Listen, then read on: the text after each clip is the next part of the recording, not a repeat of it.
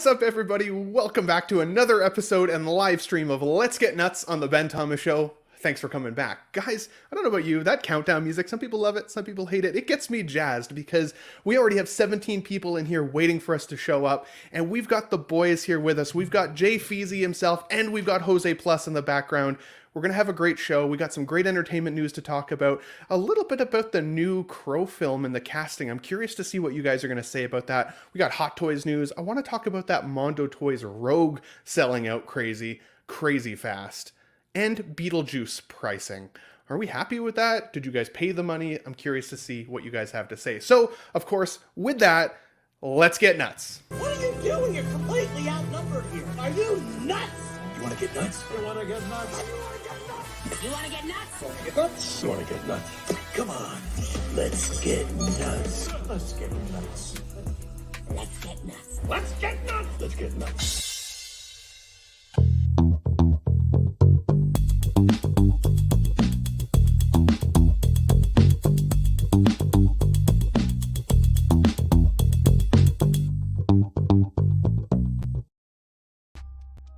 Alrighty, so we haven't seen this guy in a little while. He's been on a bit of a hiatus, maybe like almost like a Michael Jordan retirement, where he keeps teasing that he's going to come back eventually, but you never really know. It's a bit of a mystery. So let's bring him in the show. Let's give him a warm welcome from all the crazy guys out there in the chat with us here. We got Jose G. Hernandez, Jose Plus. Good to see you, buddy. How's it going? Welcome back. Appreciate that intro, man. Thank you. Of course. Yeah, man. It's good to be back, man. I haven't been on the show for a while, so I missed the show, man. I miss you guys. I miss streaming with you guys, so I'm glad to be back. Heck yeah, dude. We're happy to have you here. I unfortunately had to relay the disappointing news to the CaliCon crew just this week that I won't be able to come to CaliCon this year, which I was super disappointed about. And Jose was one of the first people to reach out that seemed actually sad about it. So I was like, cool, man. Thank you so much. I'm so bummed because it's going to be such a great trip. But hopefully you guys really cement it as something that can happen maybe year over year, because Southern California is a pretty cool place to go. Let's be honest, right? So we'll figure out a way to make it there. But welcome back, buddy. I'm excited to get your take on some of these things, and I'm actually surprised about what you just told me backstage. So we're gonna have to talk a little bit about that in the show as well. So stay tuned, guys. Next up, we have Jay Feezy from Feezy's Figures here over on YouTube with us today. Good to see you, buddy. Welcome back. Thanks for joining. Yeah, y'all ready for this? Dun dun dun dun. Got playing that basketball music. Yeah, you're talking about Jordan for Jose. So yeah, what is up, all? Happy Sunday. Glad to be back. Looking forward to this one. Heck yeah, man. Yeah. And as I said, we got lots to talk about today on Let's Get Nuts. We got lots of people in the chat, but I always want to start up with a warm up just to give people kind of an opportunity to get in. We've been talking a lot about movie news for this year, right? We just kind of started 2024. And so it seems weird to me to already be thinking about 2025. But as I've gotten older, I don't know if you guys were the same, maybe not, but at Christmas time when I was a kid, Christmas would take like 6 years to come every year. You know what I mean? It would feel like six. Now it's like it's Christmas time in like 36 seconds. It's like by the time I get my coffee in the morning, 3 months have gone by. I'm like, where is the time going? And we're already talking about what's coming in 2025 in terms of movie slate, because yeah, there's some stuff that's coming this year. Deadpool 3 or Deadpool and Wolverine, I should say. And a couple more that I think some people are excited about. That's really the highlight for me. But when I look at next year, I realize, man, if they stay on track with their slate of films, there is a lot in the works in terms of superhero stuff and stuff that we might actually get 6-scale figures from. So I generated this little piece list, and again, these dates may change. Keep in mind, I obviously don't control movie release dates, so don't hate on me if some of these change slowly over time, guys. But as of yesterday, anyways, these are still the updated release times for these films. So my question for you guys and for myself and for the chat, let us know what you guys say in the chat here. I want to know what your number one most anticipated film is from this list, and what would be the one that if you had to remove it from the list, you'd be okay to do, which I think is hard because I'm kind of excited about all of them. So for me, I think and not to influence you guys at all, my most anticipated is actually still the Superman Legacy. I've really enjoyed a lot, or most of the James Gunn films. In fact, I can't really think of a James Gunn film that I really didn't like. And so I know there's some controversy around him coming and restarting the DC universe, but I'm kind of excited to see what he does with it. And Batman is my guy. He's been my favorite hero of kind of my entire life. And so I'm excited to see where that goes. I do really like Matt Reeves' Batman, the Batman film from last year. And so that's an honorable mention for sure. A film that I think I'd be willing to lose on this list as of right now is actually Thunderbolts. I know that there's been some speculation that we might get a Red Hulk in there at some point, which I think would be cool, especially if it's Harrison Ford. He's an angry bastard as it is, so I can picture him becoming a Red Hulk. But otherwise, I don't feel that excited for that one for some reason, and I can't really put my finger on why. But Jose, I'll go to you first, buddy. What's kind of the most anticipated on this list? And then, what's your least anticipated? Which one would you remove if you had to? Oh man, most anticipated, I think it might be the Batman 2. But Superman Legacy's up there for me too, especially everything that we've been seeing in terms of the casting, the table read that they shared, that they just did, the photos, the excitement around that project is one that I'm like really intrigued about. But because we've already seen the Batman, I feel like Matt Reeves can just take it to the next level with, part 2. So I think that's my most anticipated. If I had to take one out, I don't know. I'm not. Another thing that I'll admit is that I have never seen the Blade movies either. Any of the 3 movies. What? No, we actually crazy. When we were at Calvin's house a while ago for a movie night, and they started playing it, and I saw the club scene, but that's all I've seen. So. That's insane, dude. I'm shocked. I am shocked because you're kind of the movie guy. We even kind of tease you a little bit that you're a fact checker for some of that stuff sometimes. Yeah. I feel like we got to get that over to you here. No, yeah, I'm gonna watch it. It's been on my list of movies, the original Blade, to watch. I'll probably watch all 3 and the new one, but if I had to pick one out, it probably would be the new one, just because I'm not familiar with it. So. I really do like Mahershala Ali as well, and it sucks for him that he's had to wait so long to be able to get into that character because he's not getting necessarily any younger either, just like the rest of us, right? And so I hope we get a chance to truly see him in it, and hopefully he gets a decent run considering he's had to wait this long. And I'm sure having to stay in shape and keep conditioned, right? Blade is a pretty physical role. I can't imagine he can let himself go too soft. And I'm sure he's doing fine with that, let's be honest. And guys, we're going to check in with the chat here shortly. I see everybody rolling in, so we will say hi to you guys here in a moment. But before we do, Feezy, what's your most anticipated on this list, good sir? And what would be the one that you would drop off the list if you had to? I think we're sharing minds on this one. The one I would have to drop would be the Thunderbolts, only because unfamiliarity for me, for the most part. But then again, as I was thinking that, I was like, well, when the Guardians first came out, I didn't know anything about them, and that ended up being in my top 5 favorite Marvel movies, the first Guardians. So I was like, damn. But as of now, just because I don't have a lot of familiarity with him, I would probably have to cut Thunderbolts. My most anticipated for me is the Batman. I know a lot of people didn't like the original one, but I personally liked the tone. I've said it before in the streams, but the tone and just the overall take and that interpretation of Batman as a detective and in his early years was just awesome. And plus I loved how they made the villains grounded in that one. The Penguin and Riddler.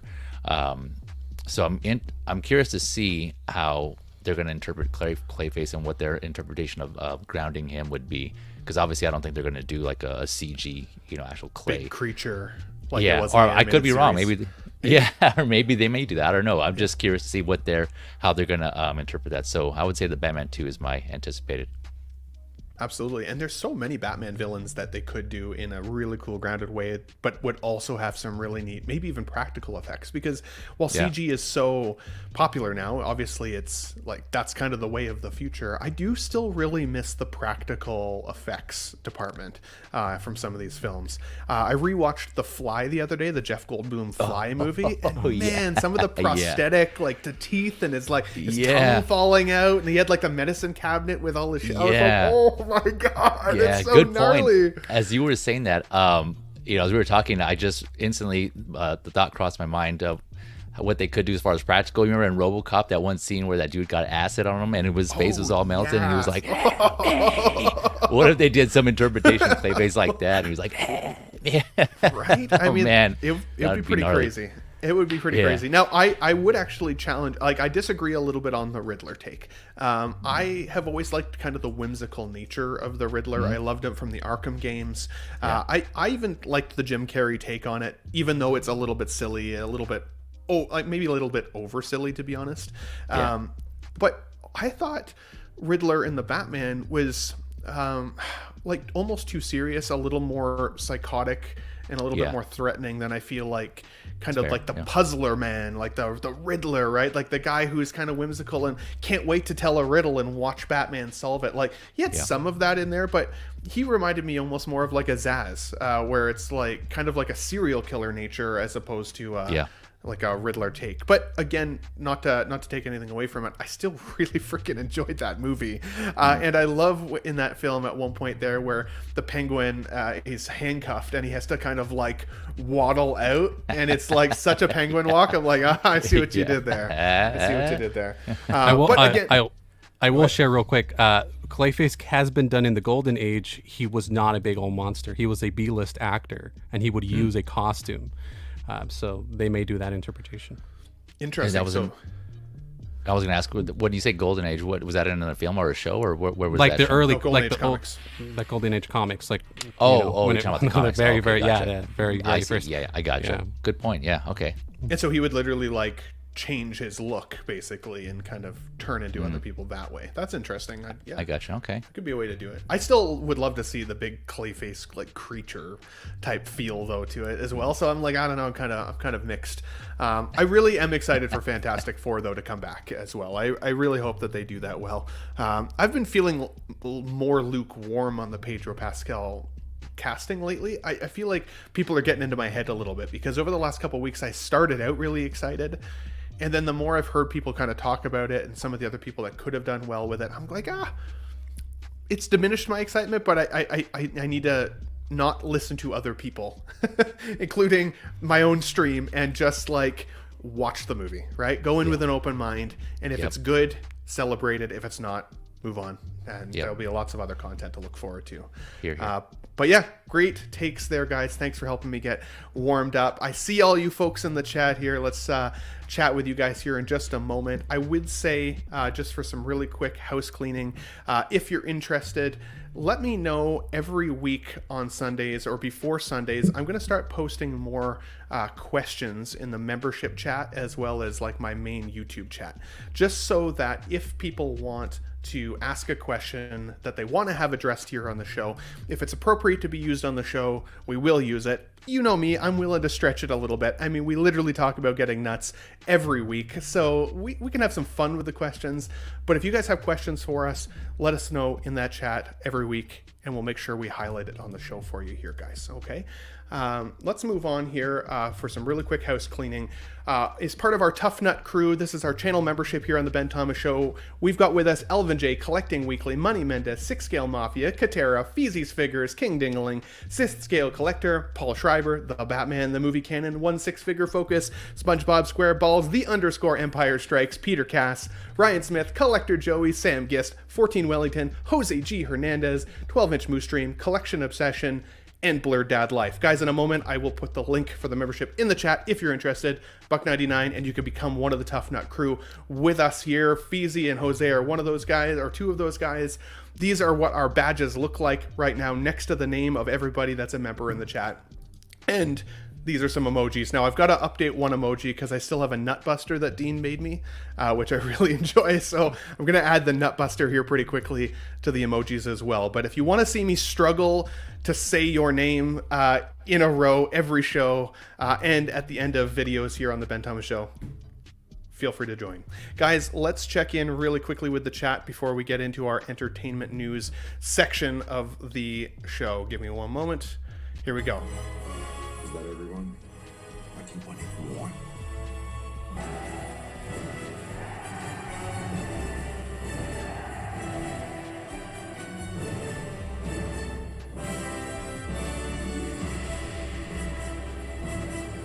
Nuts!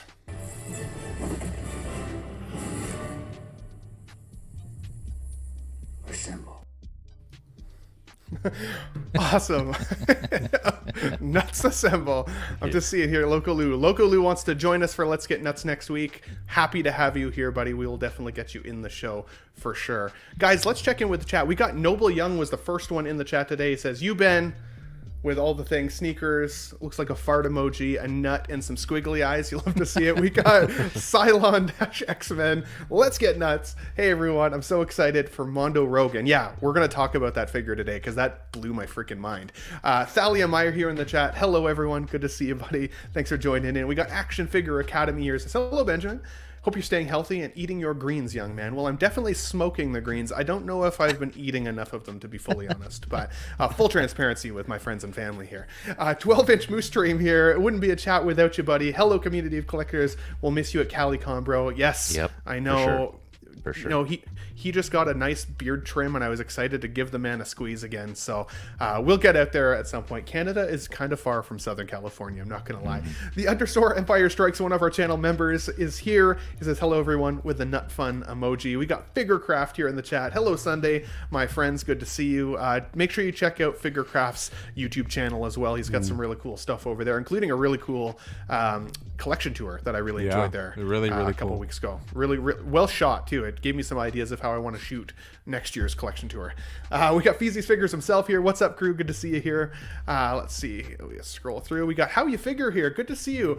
Hey, what's up, everyone? So happy to have you here. I often see How You Figure actually over on the Jedi Knights Watch show on Wednesday nights, the Wolfpack Wednesday with those boys. So I'm happy I've been able to get you to cross the fence into Let's Get Nuts, good sir.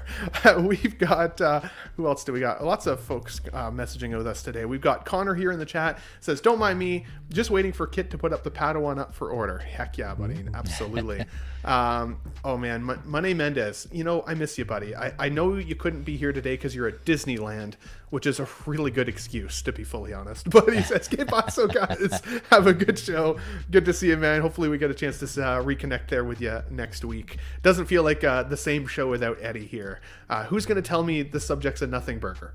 One of you guys will have to. We got the Eclectic Collector here. He says, hello, everybody. Or hello, everyone, I should say. Good to see you here. We have the underscore Empire Strikes.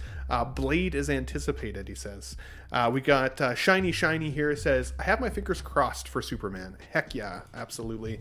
Aaron Broverman, I think this is a new name. I'm not recognizing that from past shows. Happy to have you here, good sir. Thank you so much for joining. Says, welcome. Can I just say that I picked up the Gambit and the Rogue this week. First Mondo figures, but I missed out on the Rogue exclusive. I think a lot of us did, including this guy, and I'm gonna share my feelings about that later. But either way, those are gonna be some really sweet pickups, dude. So congratulations on those for sure. Action Figure Academy says, movies are so disappointing lately that I'm not anticipating anything. Remove the Batman 2, please. Interesting. Whoa. Interesting. Yeah, Okay. he's definitely not a fan. Hate to see it, but you know what?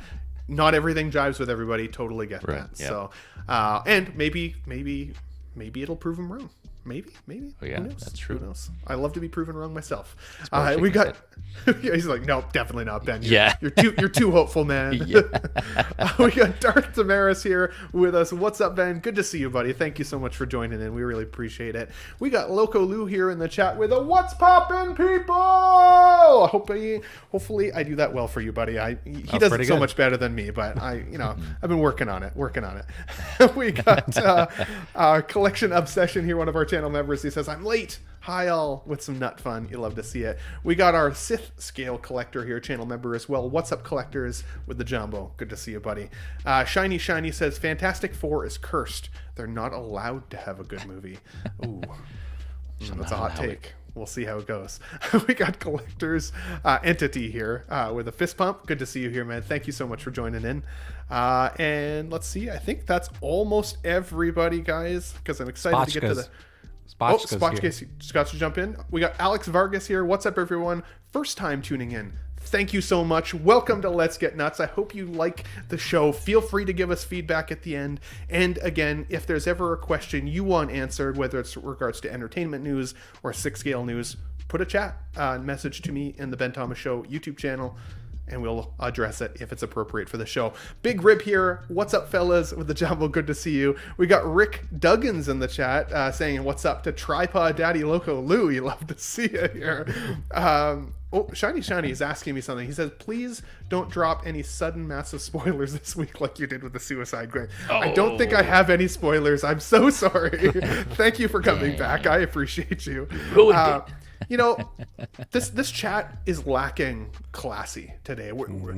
None of us are classy enough to fill the void, unfortunately, as much as I love you guys on the panel. But SpongeBob SquareBalls Classy Thomas says, hey guys, just woke up from a very best drooling inducing sleep. I can see that. I wonder what kind of glasses he had on at the same time. They're all fogged up. Yeah. We got Mark Mitchell here in the chat. Hello, everyone. Lots of nuts from Sith Scale, and says, Loco Lou, love your enthusiasm, bro. When you say it's just a chef's kiss. Love to see it. And I didn't see Spotchka. Am I just totally blind? Danny? I must be blind. He Danny changed his name recently, maybe that's why. Oh man, Danny, you're throwing a wrench in the gears here, buddy. He says, what's up, peeps? Good to see you here, man. I was on Danny's channel recently. He had me looking and comparing Batman figures and rating Batman figures. And I was on with Jedi Knights Watch. So if you guys missed that, go over there and check out good old Spotchka or Danny Spotchka. For that video, I was sick. I was getting over COVID. And man, were those questions making me sweat the COVID out while I was trying to address it. But guys, if I missed anybody, call me out here in the chat and I will make sure to address you guys. Thank you so much for being here. We got 40 people. If you guys don't mind, if you're enjoying the show so far and I've at least made you smile once, please hit the like button just to drive some traffic to the show. It really, really helps. The YouTube algorithms have been really weird lately and I feel like it's not getting pushed the same way. So any likes definitely really help, presumptively, either way. Guys, let's move on to the first topic of entertainment news because we got lots of 6 scale stuff to talk about today. First up, we got to talk about The Crow. Now, I will be totally honest. I am 36 years old, and I only watched The Crow for the first time about 2 months ago. And while it's definitely shows its age at times, it's a 90s film for sure. It still had some of that vibe and feel to it, like that first RoboCop film did, where it's kind of it's gritty. The violence is pretty again, kind of gritty and gnarly. I really liked the take for The Crow. To me, it kind of felt a little bit like John Wick mixed with the Joker. And I actually really felt like watching that film that I felt like I could see some inspiration for the Joker character, even in the Dark Knight films. And the body double for Brandon Lee here is actually the director now of the John Wick franchise. And so he went on for being not only just a body double and what'd you say, a stunt man, to actually directing some of the craziest action films we've really ever seen in John Wick. And it's pretty sweet. So I really liked this, and a bunch of people poked me this week because they've heard me rant on, and I literally went out and bought the 6 scale Sideshow figure the next day after I watched the film. A lot of people sent me this. The 4K Ultra HD digital code included. The Brandon Lee Crow film is coming for the first time in 30 years to 4K. So I'm a big physical media guy. I'm a collector at heart. I collect a lot of random shit, whether it's Lego, small figures, small scale, 6 scale, movies, video games, all of the things. This will definitely come to my collection. Now, Jose, I gotta call you out, buddy. Because, Jose, you're one of the biggest movie fans I know. You've met more movie stars than I'll ever even dream of meeting. And your fact checks are on point. Every time I say something that's off, I'm happy to have you in the chat with me. So, you told me backstage you've never seen this film. Is this maybe your entry point? Is this something that you would consider buying based on some of the hype to check it out? Yeah, absolutely. I mean, I want to watch it first before I buy the 4K, because 4Ks are pretty expensive. That's true. The first thing I'm going to say, buy physical media, buy your disc, because you don't want the conglomerates to keep the movies or remove them or edit them in any way.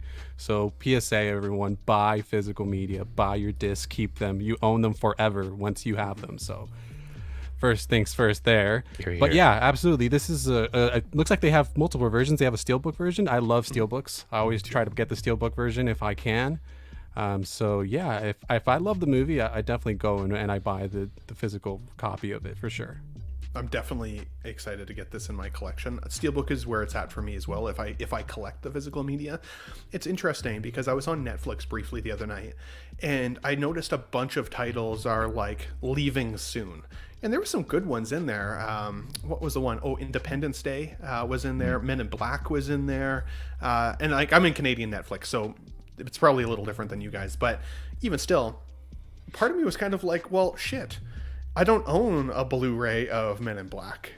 And so right now, Netflix is the best quality I can watch it on.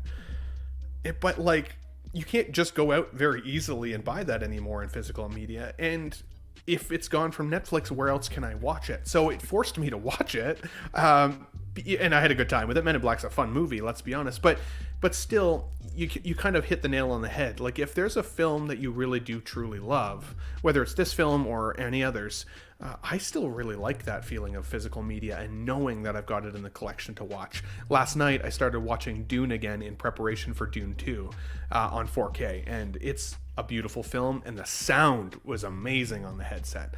So I'd be excited to get this. Now, Feezy, you've seen the film.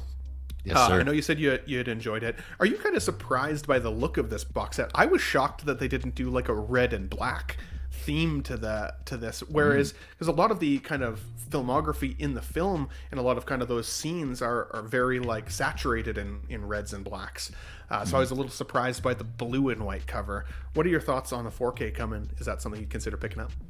Yeah, first of all, fire it up. Oh man, as soon as I saw this 4K steelbook, I was like, buy, click. Nice. Yeah. Just because it was a steelbook, you know, normally if it was just a 4K like a standard, I'd wait till it goes on sale. But yes, I'm all in on physical media. But because I love this movie, I already had it on man, I had it before. I can't remember if it was DVD or Blu-ray, but I did have a copy of this movie. But yes, steelbook all the way, day one for me. So I'm excited to see this and in 4K. I went back and read how this is going to be presented, and I saw that this was going to be restored. You know, so they're going to actually, I guess they're using updated techniques and technologies to restore it from what it was previously. And so I'm looking forward to that. And also there's a new 3-part documentary that's included on this 4K release. So I'm looking forward to seeing that also when that comes out. I love this movie, man. Heck yeah, dude. And well said. I'm excited to see kind of how they revamp it. A couple people in the chat here saying hopefully they use like an Atmos. Who mentioned that? Because let me pull that up. That was actually a really good comment. How you figure says hopefully we get the new Atmos like track. And one of my favorite parts of that film, honestly, was how good the music was. And I didn't even realize it. Like, they've got lots of great stuff in there. And so I really enjoyed that. Now, I did see here really quickly before I read a few more comments, Mr. Danny Spotchka himself has become a YouTube channel member. Yeah. And, you know, you're part of the Tough Nut crew now. And just so you're aware, Danny. I suspect she's quite a tough nut. And I'm quite a tough nut to crack. It's true. But for you, I want to say, Danny, thank you so much for supporting the show, buddy. I really appreciate you being there. Can't wait to read your name week over week. This is for you as well. Thank you. Thank you! Thank you. Oh, thank you. Thank you. Thank you. Thank you, Bumblebee buddy. I tuna. appreciate Yeah. you. I've been doing a whole bunch of thank you ones lately. I've got, I think, 3 different versions now, which we can highlight. So let's see here. Check in with the chat. What were their thoughts here? So Sith Scale Collector, one of our channel members, says The Crow is top of my yearly Halloween rotation, which I think it will be for me now as well. I watched it, like I said, a month ago. So it wasn't Halloween, but I could definitely watch that as a Halloween film. Heck yeah. We got Mark P in the chat with us. Good to see you. Sup, everyone, up? he says. The underscore Empire Strikes channel member says the only issue with physical media is what happens when the ability to play them disappears. That's also a really good point. I had to pay extra for my disc drive PlayStation 5. And now obviously they're looking at doing a slim PlayStation 5, I think without the disc drive entirely. And he's absolutely right. Like, at what point do I then have to go and buy literally a disc drive to be able to connect to a system just to play the physical media? And then even that, how long will those last, right? Like, VHSs was a big thing back in the day. I had all the VHSs, and you know, you're the VCR. You know, back in the day, you had to rewind the films for Blockbuster before you take them back, and nobody ever did. And now, I mean, it's hard to find a VCR even if you have the collection of those, right? So yeah, I will say, to add to that real quick. Yeah, I was kind of thinking about it too, but at least the option to play it is there, right? Like Jose was mentioning earlier, and I kind of went over this real quick, shameless plug on my physical versus digital media stream on Feezy's Media, but at least that option's there to have that, right? The only issue would be finding a device to play it, whereas if you just rely completely on digital and whoever's hosting just completely removes it, you have no option. It's just gone, right? You have no access to it. So you know, obviously there's other means, but yes, that is a possibility, but I still would say that's easier to solve of getting some sort of device to play that than it is not having it at all. Heck yeah, absolutely. Quick question, and it's more of a side question because I just thought of it with Lokaloo saying Blockbuster.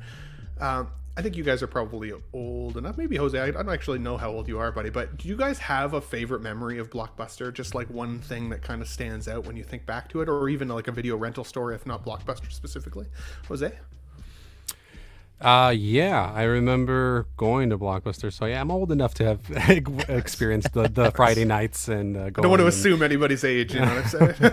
That's okay. That's okay. But yeah, I remember, you know, going the weekends, picking a video, the candy, the smell. There was a unique smell. I remember, you know, always. I remember there was a sealed version of Spider-Man that you could purchase. I remember I purchased it. I still have it now, the VHS version of Spider-Man. So I remember buying that. So yeah, I mean, awesome. That's kind of what I remember the most. You know, going and just renting. You know, the games. There was always cool games that you could rent. Yeah. And then we have to go and return them in time, or they charge you the fee. So I remember that. Fee. Yeah, absolutely. What about you, Feezy? Any standout memories from the good old Blockbuster days? Yeah, for me, Jose touched on it. Is when I was younger, the first thing I would do is go straight to the game section. It was like, I think around that time, Super Nintendo was in, or maybe just the N64 was coming. I can't remember what years those were, but yeah, I would just go to the game section, see what games they had, and then see about renting a game, because you can usually hold on to the games longer than you can the movies. And so yeah, I would look at it. And then as I got older, then I started being more interested I got more interested in actually wanting to rent the movies than the games. But yeah, just the feel, you know, when you go in, you obviously can tell it's Blockbuster. They have their own unique style and theme. It's just, you know, bright lights and how they had the walls lined up with the display boxes, and behind them was the actual the disc or the case that you would take to the counter to rent it. And if there weren't any there, that means they're all out. But the new ones, they had like ceiling to floor full of all those copies of the new movies. Yeah. Well, and that was, and it's funny you say that, Feezy, because that adds to my memory. And sorry if I cut you off in any way there, but no, go ahead.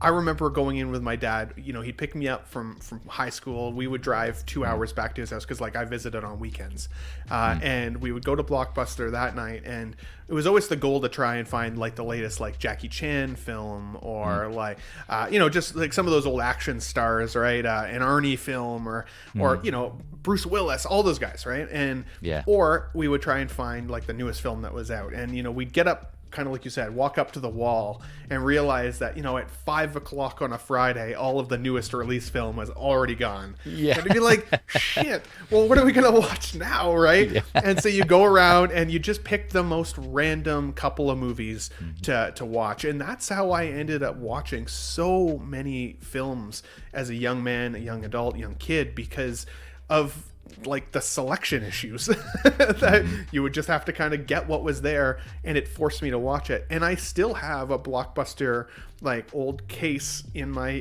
memory box. It's Super Troopers randomly, which is a great film. I have that because I somehow never returned it on time, and then clearly Blockbuster went out of business, and so now I have the old Blockbuster case with Super Troopers in it. And speaking of Super Troopers, Marco G over at 16 Fix looks exactly, in my opinion, like one of the troopers in that film. Jay. You know. Yeah. Especially with sunglasses on. I'm like, my God, you look just like him. But let's stick with the theme of the Crow here as well before we move on. You've seen the meme where it's like a guy, he's like purchasing alcohol, and then he's like, I was taking out my wallet and my Blockbuster card came out, and he's like, you're good. You're good. You ever seen that meme? I haven't seen it. It's pretty fun. That's awesome. Sticking with the theme of The Crow, though, it might be an okay thing that you haven't seen the original yet, because this is your opportunity to see it, Jose. Because it's saying here in the screenshot that The Crow reboot starring Bill Skarsgård will hit theaters on June 7th. In the new movie, soulmate Eric Draven and Shelley Webster are brutally murdered when their demons of her dark past catch up with them. Given the chance to save his true love by sacrificing himself, Eric sets out to seek merciless revenge on the killers, traversing the worlds of living and the dead to put the wrong things right. So it does absolutely sound like a reboot. It sounds like it's very much the same story from what we originally saw, maybe some variation there. I'm okay with them rebooting it, I think, as long as it's tastefully done. I think a great example of a reboot that has their own kind of take on it was the It franchise that also starred Bill Skarsgård, and he did a wonderful job as Pennywise the Clown. I mean, I always loved the original, but something about Bill's interpretation of the Pennywise clown reminded me of the Joker in a sense of, like, he kind of creeped me out, but also kind of made me laugh, but then creeped me out at the same, like, you know what I mean? You have that kind of internal debate watching it, but it kind of made it fun. And so I did really like it. Now, I will definitely say that Brandon Lee, being the son of Bruce Lee, one of the biggest action stars of the world in our lifetime, he was very good when it came to his physicality, his physical presence, what he could do on screen in terms of martial arts performance. Obviously took a lot from his dad there. I will be really interested to see how Bill Skarsgård is able to have that same level of physicality, or if he is, will he rely on stunt doubles? Like, how will he perform in that sense? I think he can do the crazy side of Eric Draven really well. That maniacal kind of scary thing behind the eyes that he did in that film, I think Bill could definitely take that on well. But I'd be curious to see what you guys think. Now, sometimes reboots can leave a bad taste in our mouth. If it's not done well, one of the challenging aspects of rebooting this film, in my opinion, is that there was a lot of sadness involved with this film. If you don't know, Brandon Lee actually died on the set of this film while filming it. He was accidentally shot by a prop gun, and it ultimately killed him.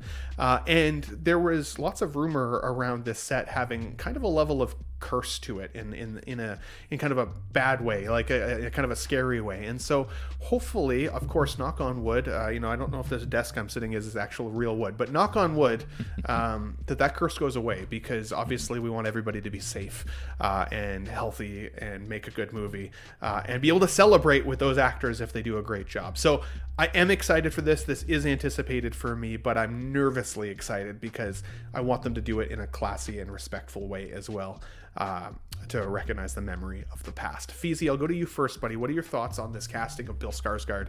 But also, what do you think needs to happen in this film for it to truly actually be successful next to the original?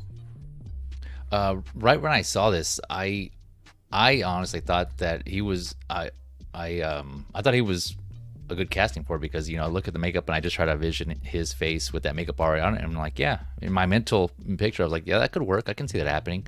As far as his physique, I'm no doubt he'll probably get training, and he'll have like a nutritionist and a trainer to get him in shape, and of course martial arts, start training on that. So I have no doubt that he'll get the proper training for that.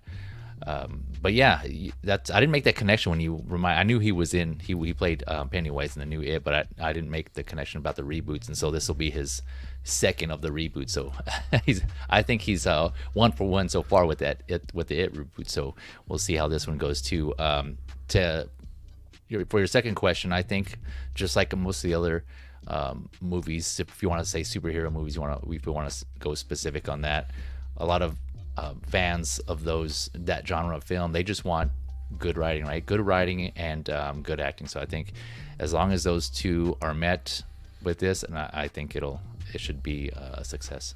And it sounds like with the reboot there, the story beats are already kind of there and set.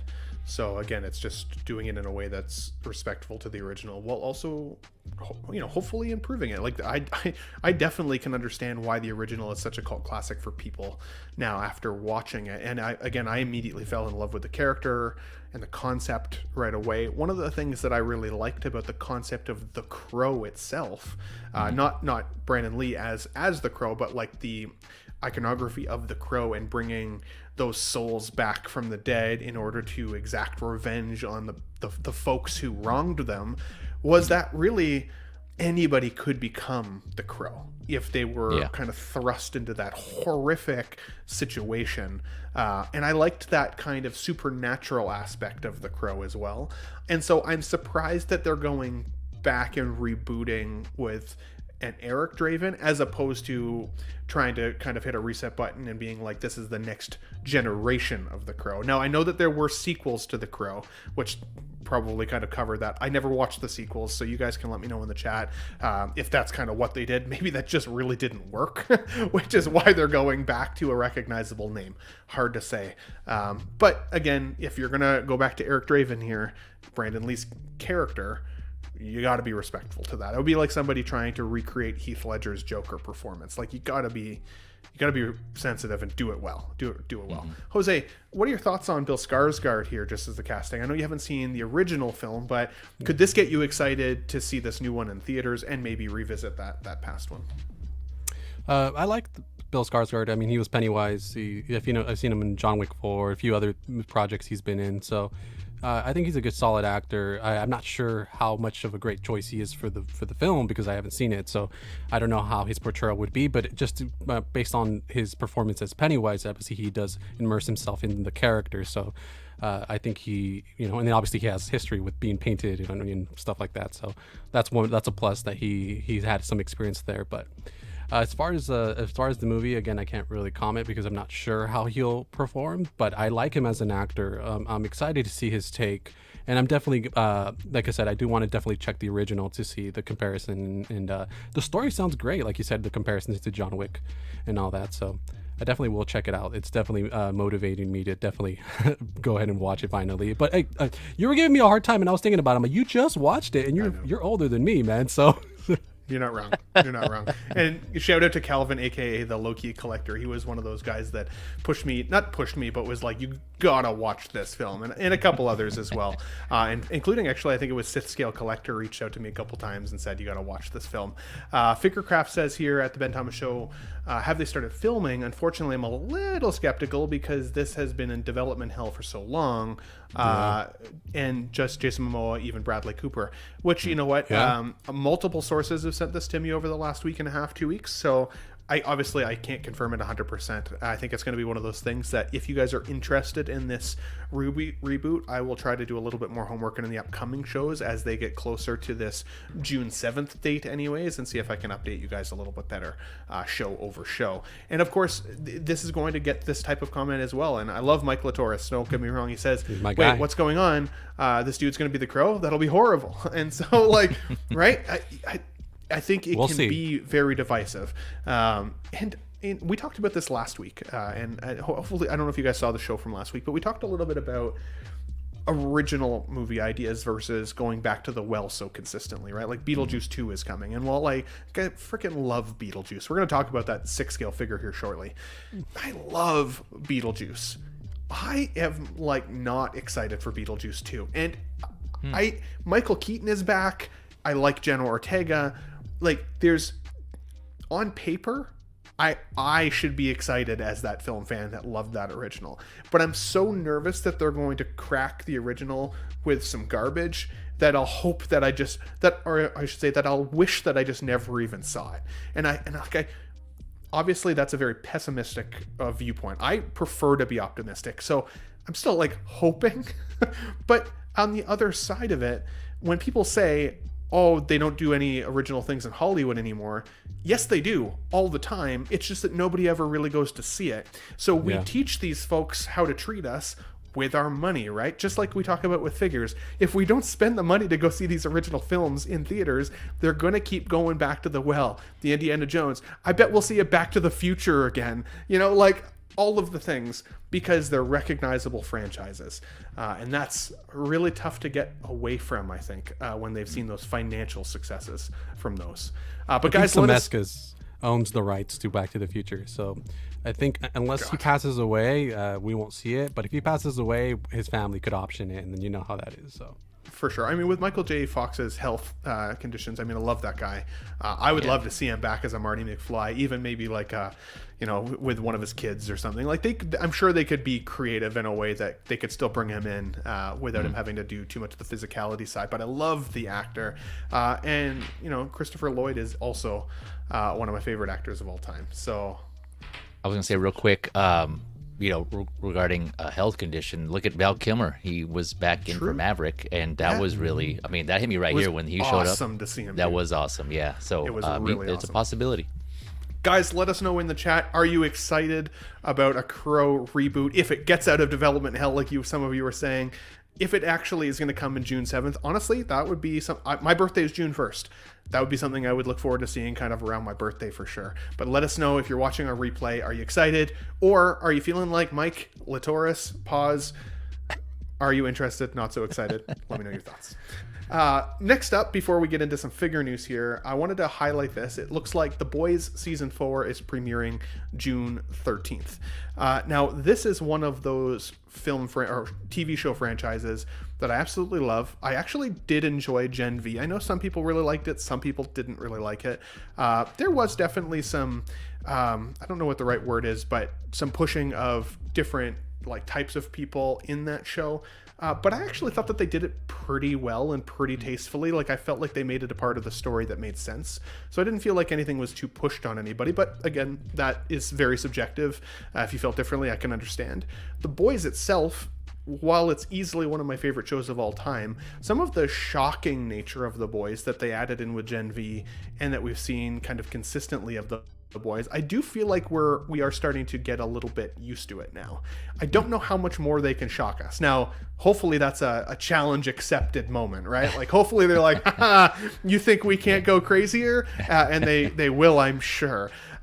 But Star Ace currently owns the rights to this as a 6-scale line. And it just absolutely hurts my soul because I would love to collect more from the Boys. But I don't love the Star Ace ones. I just can't get my head around it. So are you guys excited for season 4 coming up, obviously? And, you know, is there a figure company that you would like to see try and tackle this lineup if they had the opportunity to do so, or if they could steal the license from Star Ace? For me, I think it would be Mars Toys. And yes, of course, I'm excited for season 4. But Mars Toys is a third-party company.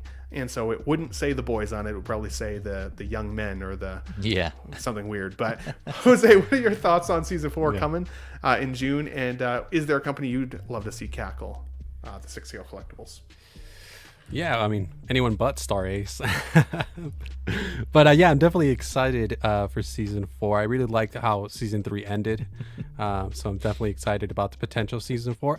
I generally, for the most part, liked Gen V. It was okay. I mean, there was, I felt like it was started really hot, and then kind of when it progressed, it was kind of like, yeah, so it was okay. But it's not something I'm like constantly like, oh, let me go and turn on the episodes of Gen V and rewatch them again. So it's like, it's one of those shows.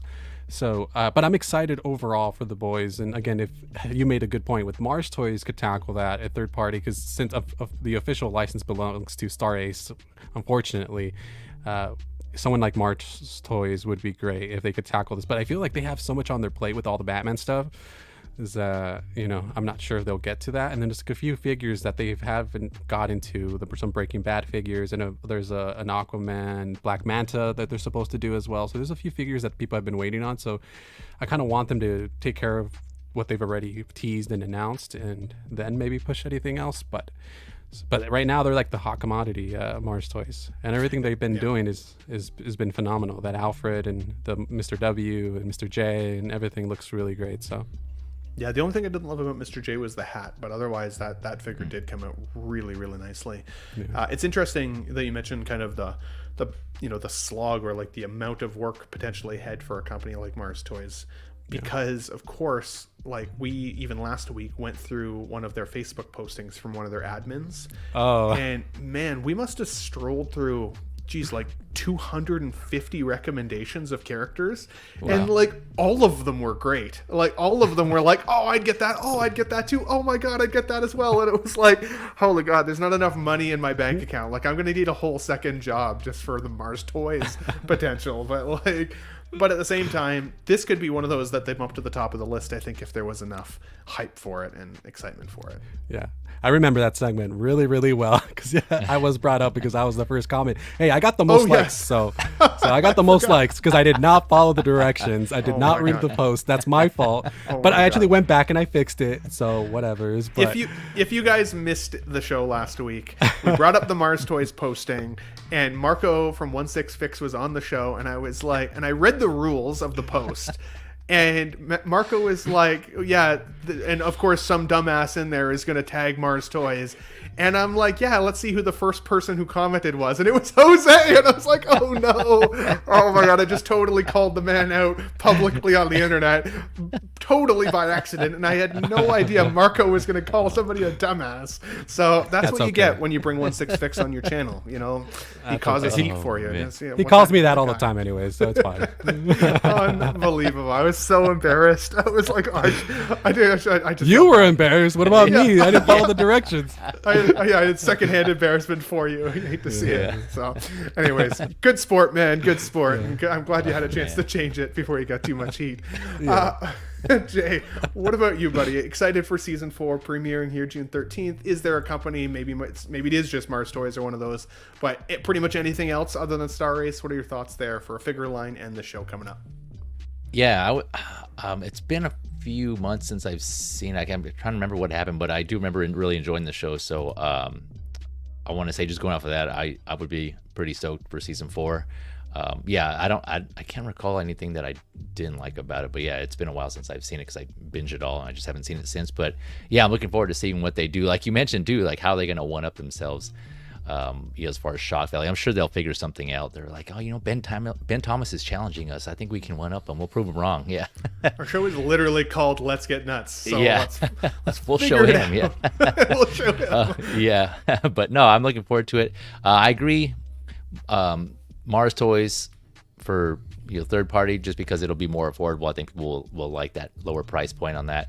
That could be a factor. I was actually thinking, when you guys said that though, I was thinking so because of the figures they usually come out with, their superheroes or villains. They're the ones who typically do suits kind of more similar to what Homelander has here. And so versus Mars Toys does more like cloth, like fabric tailored kind of clothes. Like I'm trying to think about off the top of my head if they did any figures that had like a type of rubbery, like spandex type of suit. You guys, let me know in the chat. But from like just going based off of recent Flash figures from So, in their suits, granted, it doesn't look like they have a lot of articulation in those. It seems like it's just more for aesthetic. Well, I don't know. We'll see when they come out how well they are. But I can see them doing a figure or a character like Homelander because of the suit. They've done it. They've done it. Yeah, they did one. That's the one that was really controversial because people didn't like the head sculpt. It took a few years to come out. So.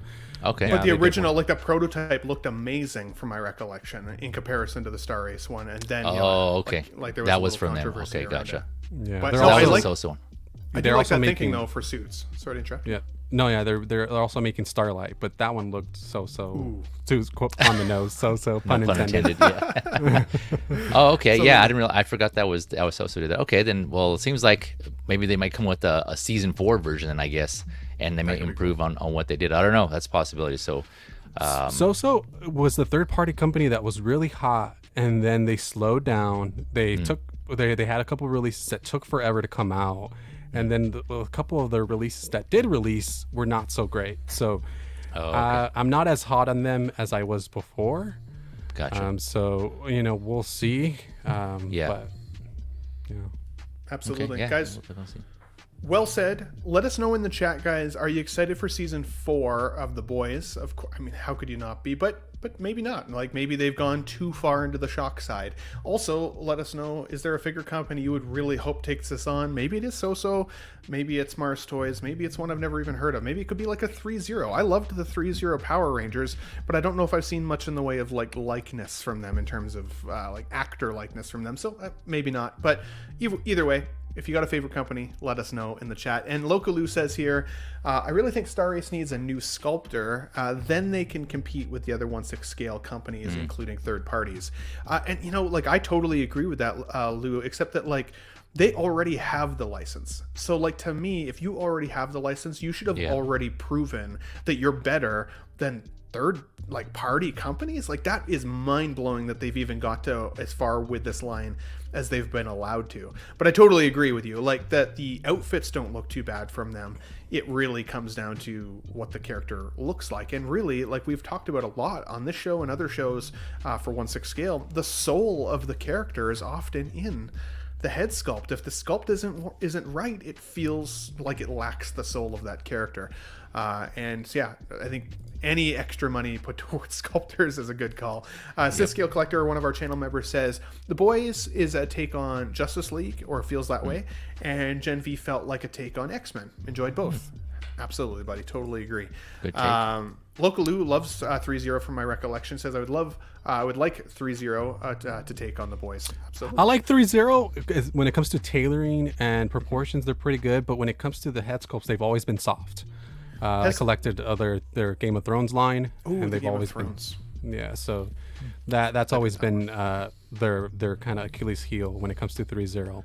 Another thing I was going to mention, and primarily with Star Ace, they also have the Rocky license, which is also unfortunate because they're not great either. And they also kind of strike me a little bit like J&D, because if I remember one time I watched a stream with Justin, and he was talking about how he knew the guy from Star Ace was reaching out to him about the proportions for the Apollo Creed, telling him, you need to change the body, it's not accurate. And they were just like, well, we're going to do whatever we want. They're going to buy it anyways. So it's like, okay. So then that kind of like rubbed me the wrong way with Star Ace. I'm like, okay, so it seems like they just don't care. So that's too bad. And last week, actually, after the show, Classy Thomas and I were sitting backstage for a few minutes, and he had said he had just received his Apollo Creed in the mail, and was saying that, like, it was okay. He didn't mind it. He actually didn't even mind the body proportions necessarily. Okay. But he felt like he would almost want to send the head sculpt off to get it repainted. That it just like wasn't quite there. And I was like, ooh, like once again, soul of the character. It sucks to hear that he felt that way, right? Because you know, a very iconic actor. Rest in peace there as well. So yeah, I'm very excited for Boys. Let's see how she goes here. We got one more piece of entertainment news, and then I want to talk about some figures here today, guys. We have 53 people watching. If you're just joining in, welcome to Let's Get Nuts. If you don't mind hitting the presumptive like button for us, drive some traffic to the show week over week. I would definitely appreciate you guys for doing so. Let's take a look at this one picture here. So James Gunn shares the first Superman Legacy cast photo. Now, one thing I didn't see here was Millie Alcock in the photo. So I thought that was surprising, like the Supergirl. I'm surprised she was in the bathroom. Yeah, I'm surprised he shared a cast photo without her, to be honest, because, you know, she's kind of the newest, hottest, I want to say, like, star in the group, right? Like, a lot of people had lots of feelings about Millie after one of the Let's Get Nuts shows. I got some of the most comments I've ever received on that video for her specifically, and some people absolutely loved it, and some people were like, no, thank you. Haters, and so, man. A lot of haters. I wouldn't even call them haters. You know, at this point, it's like, fair enough. If you feel that way, opinions. Totally get it. You know what I mean? But and you know, after some people have compared her face to that other dude, can't remember what his name is now. Again, it looks like Sid, but a live action version. Will Porter. Will Poulter. Yeah. I was like, yeah, I kind of see that now. They could be related. That's what I'm referring to. Like, if you're referring to her acting, you don't think she's going to be a good Supergirl because of her acting. You didn't like her on House of the Dragon or any other project you've seen. That's fair. But if you're just talking about, I don't like her because she's not hot. I'm like, okay, like I thought she was hot, but like again, after seeing her next to Will Poulter, I'm like, okay, well. maybe he's good looking. I don't know. Like, That's a good point. Yeah. we got Evil Sneaker here in the chat with us. He says, "What's up, panel and chat? Please make sure after the show, guys, today you go over and subscribe to this man. Not only is he a badass dude, super big heart, very kind soul, he is often over on Wolfpack Wednesdays with the Jedi Knights Watch. Really entertaining to see him there as a guest panelist. But also on Monday, so tomorrow evening, and I'll show the slide at the end of the show today with all the times because I don't remember all the different timelines, but he's actually featuring me in his show tomorrow. So I know you guys don't like me very much, but if you like Evil Sneaker, make sure you go over and support us tomorrow when we are on his show together. I'm very, very excited to jump on with him and have some fun and some laughs. So I promised I'd try to be as entertaining as possible, but that I would not bring a bag of chocolate nuts with me for the record. Guys, I think for this picture, I don't have a lot to say about it other than I honestly like the majority of the people in this cast. I really, really do. I'm excited for the new Superman, Corn Sweat. I think while it's a weird name, I'm excited to see his take with it. I really do like the Lex Luthor casting. Really happy to see that there. The Zaz character from the Gotham television show, I don't remember what the actor's name is, but he's there in the yellow jacket. Really, really liked him in Gotham. And I'm excited to see. He's got a very unique face to him. So whoever he ends up portraying, I think will be really interesting. I also really, really like, and I can't remember what his name is now. I apologize. I should have done my homework better. You guys can let me know. Anthony Cardigan. Kerrigan. That's his name. This is Victor Zsasz. Victor Zsasz, thank you. The other gentleman here on the left side, just under David Cornsweat to the bottom left here, he is in For All Mankind. And I also really, really like him in that show specifically. Can't remember his name. Great actor, though. So I'm very excited overall to kind of see what goes down with this film. Are there any standouts for you guys here, just with seeing the cast photo, or otherwise just kind of a general level of excitement? Me? Yeah. Can we go first? Go ahead, Jay. Oh, okay. Sorry. I like you mentioned earlier, I have kind of just neutral expectations right now. You know, like you mentioned, going in open-minded with all things, and so I think James Gunn will do a good job just because I'm a fan of the work that he's done. And a lot of people say, okay, well, he's directed movies and he's written, screenplays for movies, but he hasn't actually, managed at a higher level, executive level. But I think in general, when you, at any job, right, when you have experience doing a particular job, when you're like on the front line, so to speak, and then you become a manager, having that previous experience helps you then, carry out that higher level position because you actually know what you're talking about. So I personally think he'll do a good job because of that versus someone who hasn't had that experience coming from, either a director or a screenwriter role or just knowing their source material. Just someone stepping in just like, from a business perspective type of thing. So I personally think he's going to do a good job. So I'm looking forward to this. But at the same time, still trying to keep an open mind just in case. So yeah, this is I don't have any comments on the cast overall, just because I'm not too familiar, except Nathan Fillion, of course, but and James Gunn. But everyone else, I'm like, okay, we'll just see how it goes. Keep it with my open mind. Heck yeah, and we got a good comment here as well. And I apologize, I will do my best to say your name correctly. But from Mizael Santa Olala. It says here, it was a table read with only key characters for the movie. Millie might just be a cameo at the end to hype up the woman of tomorrow. Love her for Supergirl. Great point, absolutely. I liked Jay Feezy's. She was in the bathroom, but that's probably a more realistic. She took the picture. For that. She took the picture. That's right. We got Buller Dad Life here, one of our channel members in the chat with us. Evening, everyone. Good to see you, buddy. Thanks for popping in. As well as Philip the Fool. I got a chance to hang out with Philip at OxCon last year. Very chill dude, really fun time. Yes, sir. Yeah. Happy to have you here, buddy. Thanks so much for joining in. SpongeBob Classy Thomas says Cornsweat was great in Pearl. Haven't seen Pearl yet, but that is on my list for sure.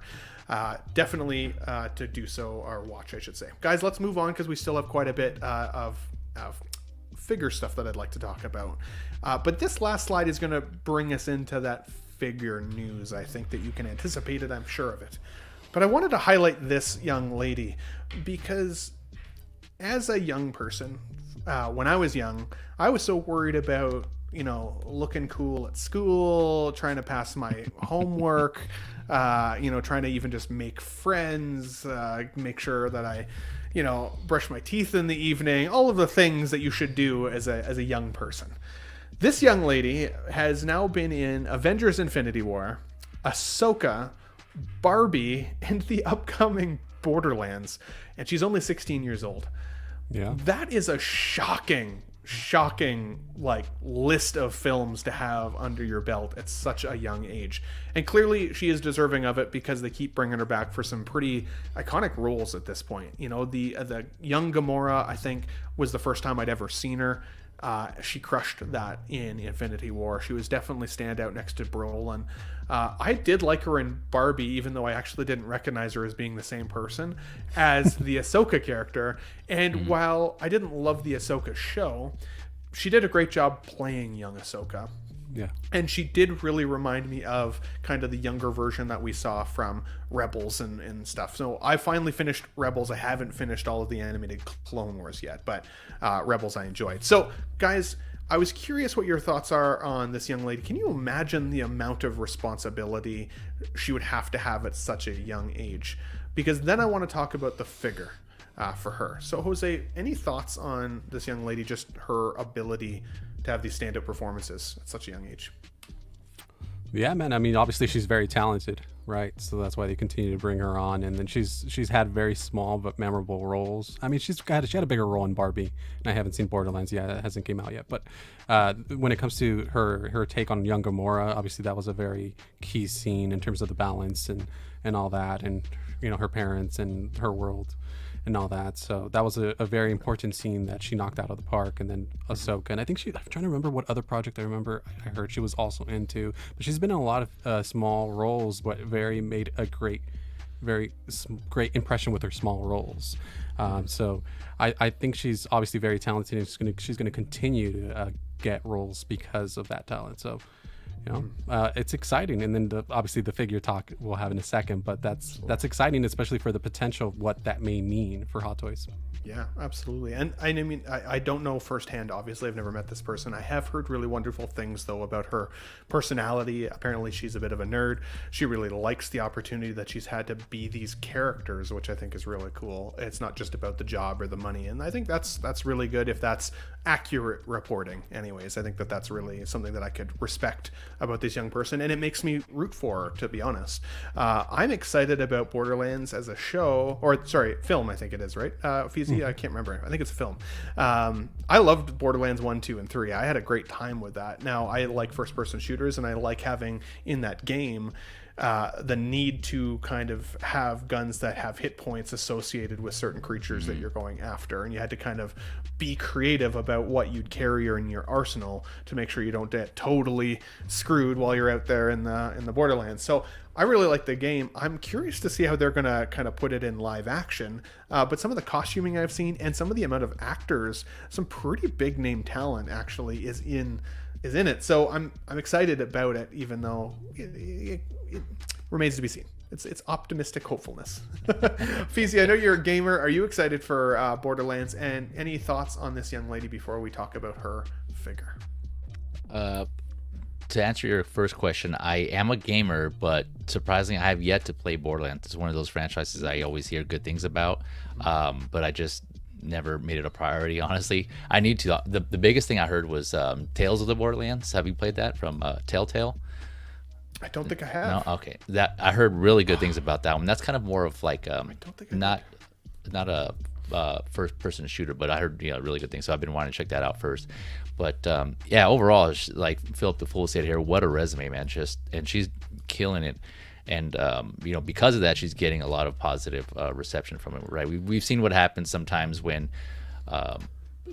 child actors are put in an unfortunate situation where the movie doesn't do well, and they end up getting all the hate and the heat from the fans, which is definitely not cool at all. I mean, they don't deserve to get that type of treatment, but because it wasn't their fault, but still, like, so she delivered here when she needed to. When she was in Ahsoka, I didn't realize this was the same girl, to be honest. That was young Gamora here until everyone else started saying, I'm like, oh dang, I didn't realize that was her. possibly the makeup, I couldn't recognize her. Green to Oh, orange. Yeah, So, that's fair. but yeah, just based off of Infinity War alone, her scene, like Jose mentioned, was small, but it was just a powerful moment. And I was thinking about that. I mean, I was kind of in preparation for the show. She didn't have a lot, but she only had like 1 or 2 lines. But her facial reaction, the way she actually conveyed what she was feeling to Thanos, it was just on point. I always think about that. Like, damn, she even looked like sad, and she was. I think she went toe to toe with Brolin in that scene right there. So that was just really impactful. Obviously there's this scene here where she was when Thanos arrived at her planet and was taking everybody out, and just her reaction there also, and how she was reacting to the environment, and her expressions was awesome. So and then again Barbie, I didn't realize that was her again, probably because of the makeup, because I didn't see what she looked like outside of Ahsoka, and so when I finally realized it and clicked, I'm like, oh wow. So I seen Barbie. I thought she did a great job in Barbie as well, playing that role for her age, a teen girl going through a rebellious phase basically, and except having issues with her mother. And she just did a good job. So Borderlands, with all those 3, I'm looking forward to Borderlands and seeing what she can do with that character, if it's going to be different from the other 3. So I'm looking forward to seeing her future. She has a bright future so far and a lot of potential. Yeah, and hopefully it stays bright. I mean, we've seen so many examples of young actors and actresses getting kind of swallowed by Hollywood a little bit, and then having a really, really rough life later on in life. Yeah. And that's sad to see. That's really sad to see, because I mean, it is, like, again, I can't even imagine the tremendous amount of pressure on somebody under the age of 16 for all of the things that they are required to do. I once listened to Macaulay Culkin talk about his kind of experience being, like that Home Alone experience and everything, and kind of what he was expected to do afterwards. And it was crazy. It sounds like a nightmare for a young person. And I know while they've tried to make improvements to that as time has gone on, I think still a lot happens behind the scenes that people don't get a chance to see with these people. They can get swallowed up and spit out a little bit by the world. And unfortunately, with social media nowadays, there is a lot of young people becoming famous that aren't just Hollywood actors. And so it'll be interesting to see kind of how the world treats their young people moving forward. Hopefully this girl has a good experience, because I appreciate her in the roles at the very least. We got Yomo just jumped in the chat. This is for you. It's good to see you. It's good to see you, buddy. Absolutely. Guys, let us know what your thoughts are here with this young lady and all of the experience that she's had so far. Pretty amazing show sheet, I guess, for her at this point. But that leads us into the first piece of Hot Toys news, at least. And that is the Ahsoka Tano Padawan version of this young actress. And man, I think the likeness here is fantastic. I think it looks just like her in the makeup. Now, one of the things that I was most surprised about, and I know I'm echoing a lot of other folks in the community, because I think a lot of us have felt this way, is, wow, Hot Toys are willing to do somebody under the age of 18? Like, what? Okay. Yeah. Who else could they possibly do then? And just unlocks all of the characters that are again, under the age of 18, that could end up being great characters to have in your 1/6 scale collection. Now, I know there are some people out there who feel that having somebody under the age of 18 is there's a creepy side to that. I don't subscribe to that. I'm not gonna lie. I think things are only made creepy if you make them creepy. These are characters from a show or a movie that are iconic representations of film that we loved, whether it's from nostalgia or more recently. And having a character in your collection, whether they're a young adult or not, a young person, not even an adult yet, is okay. Just don't make it creepy. When I'm going to talk about my dating experience tomorrow on Evil Sneaker, so I don't want to tip my hat. Tune into Evil Sneaker tomorrow to hear about my dating experience and showing girls my figure collection for the first time. But I can honestly say not one person said it was creepy, because the whole point of our displays is to show what truly you love in life when it comes to movies, television, pop culture, entertainment, and nostalgia. that's the important side to focus on. If you feel creepy with this, it's not the right figure for you. Don't put it in your collection. That's okay. You can skip it. And I can understand why some people may feel that way initially, but let's not make it that way. I think this is a cool character, and in the scene of the show, she had a pretty standout scene there with Anakin that we're going to look at here in a moment. Now, that's my thoughts there. In terms of the figure, this is not going to come to my collection. Full transparency. While I think it's cool, and I think the likeness is absolutely there, I didn't love the Ahsoka show. And while I thought the scene with her in it was actually like pretty iconic, it was cool to see kind of a real life adaptation of that scene from the Clone Wars. It was too short of a scene for me to feel like I need to actually invest money into collecting it. The only fear I have about that is we talk a little bit about 6 scale and supporting it with our wallets, right? And teaching Hot Toys what we want from them. And there is that side of me that goes, if people don't buy this, is Hot Toys, being they, is Hot Toys going to continue to give us other young characters, such as, for example, Anakin Skywalker from episode 1? That's something that people have wanted for a while. Is that a possibility if we don't buy this one? I don't like being handcuffed handcuffed essentially to a purchase I don't want just for the hopes of something else. But on the other hand, I don't know. It's a possibility because we do kind of teach them how to treat us a little bit. So guys, Jose, I'll start with you, buddy. What are your thoughts here on Ahsoka Tano Padawan version? Is there anything that stood out to you with regards to this release? Definitely better than the sideshow offering that they put out, for sure. I mean, when you get a live action interpretation, it's always going to be better than the other. But man, the first thing I thought was the likeness, as you mentioned, how good that looked. I mean, I looked just like her. I showed it to a couple non-collecting friends, and they were all like, "Whoa, that's phenomenal!" So. Yeah, and then the first thing I thought is, in my head, the collector brain, I was already thinking about my collection, and I was like, I got Clone Wars Anakin, Clone Wars Obi-Wan, and then put her right there in the middle, and I was like, that'd be perfect. So I had no hesitation. I just kind of was like, yeah, I'm putting the order, and I never thought about it in the way that you're mentioning. I can see why there'd be some concern, and like you mentioned, I think you put it beautifully. I mean, if you have an issue with it or it rubs you the wrong way, then it's not for you. But I don't really see it that way. It's just a character. So, more than happy to include her in my collection. Yeah, because like watching the show, I was like, oh, she was awesome. I didn't immediately feel creepy because I thought this young lady was awesome in the role. Like she did a good job with the character. So if you want to collect it for your collection because she's a representation of one of your favorite characters being Ahsoka Tano, well, yeah, 100%. This is creepy. Let's pull this comment up here. 12-inch Moose Dream says, so Ben, is it wrong to put Ahsoka Padawan in a bikini? That is creepy. Just want to be clear. Yes. 100%. Yes. 100%. That would be weird. Don't do that. So we're on the same page. Yeah. Let's just not do that. Evil Sneaker says she's a great representation of an excellent written character, Anakin and his Padawan. This arc is very meaningful. No reason for this to be considered weird or creepy. Can't wait to get this figure. Absolutely. Perfectly said. Very well said. And Joey R. Canoli says, and good to see you here, by the way, buddy, says, how do you know people aren't buying it? I dopoed. I'm sorry if I misrepresented what I was saying. I don't think that people aren't buying it. I'm sure people will buy this. What I was trying to say there was, if we don't support it with our wallets, would we continue to see other younger characters made by Hot Toys? So I don't want to feel like I have to buy it just to get something else that I want more down the line.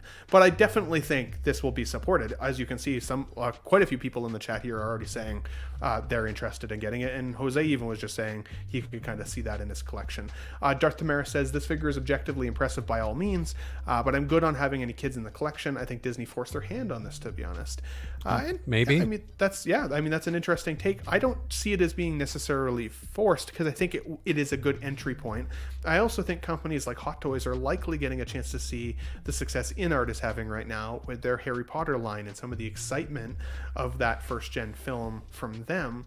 And it's like, hey, maybe collectors are more willing to collect if it's the right character, right? Don't just throw any kid from a movie in, like they probably won't get purchased. But if they're the right characters, yeah, like I could see some people supporting it. Clint Martin in the chat. Hey, howdy, folks. Good to see you here, buddy. Thanks for joining in.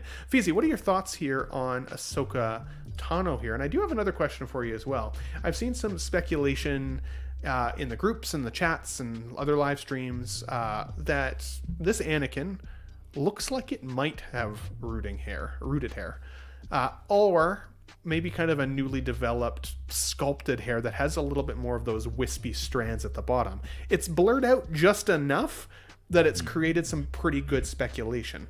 Now, I will admit to you folks that I am not an Anakin expert, but I have seen a lot of people say this is definitely an upgraded Anakin. The back, the outfit looks different, the satchel looks different, his pouches look a little different.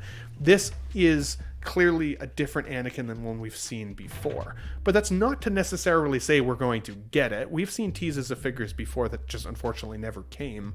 That could be potentially in development hell. So, thoughts on the Ahsoka? But also, do you think that's rooted? And do you think we could be getting another Anakin as well from the show? Your thoughts? So Ahsoka, I agree with everyone that the likeness for this prototype looks on point. It looks great, really, really good. So no denying that. The way she played the role in the show, this whole episode was awesome. You know, that was peak Ahsoka right here, my favorite episode, and that was awesome. The only thing for me though, I just didn't like the transition from the animated series to live action, as far as like how they her appearance, kind of similar, I would put it, the analogy to how Ellie from The Last of Us in the live action, although, you know, Bella Ramsey killed it, and I definitely agree with, you know, her abilities and portrayed really well. It's just the appearance, you know, obviously wasn't what I was expecting. I'm not hating, it's not a knock or anything, it's just something that I would have like to see a better casting. But yeah, arguably, or no doubt, she did a great job. So I think because of that, I'm gonna pass on this figure. But yeah, it still looks great. And again, it's kind of similar to how I feel about Thrawn. I don't think the transition from from animated to live action, I didn't personally, I wasn't fully on his role of how they casted Thrawn, but, you know, still acted well, and so I passed on that figure also. So just, you know, for those reasons, I think I'm most likely going to pass on this one. I already got Ahsoka the White 2 and Mando. I think it was Mando Ahsoka, right? So I have a couple of Ahsokas, and then I have the Clone Wars Hot Toys Ahsoka already. So I think I'm good on Ahsoka's also. That's another part of it. I think I don't need an additional on those. And then to your question on Anakin, yeah, so I saw a lot of people point that out immediately when they showed these photos. And so I don't know, you know, you mentioned sometimes Hot Toys teases photos or figures in their photos of other figures. Either, I don't know whether they're upcoming releases or just someone has, you know, a figure that they want to add in the collection.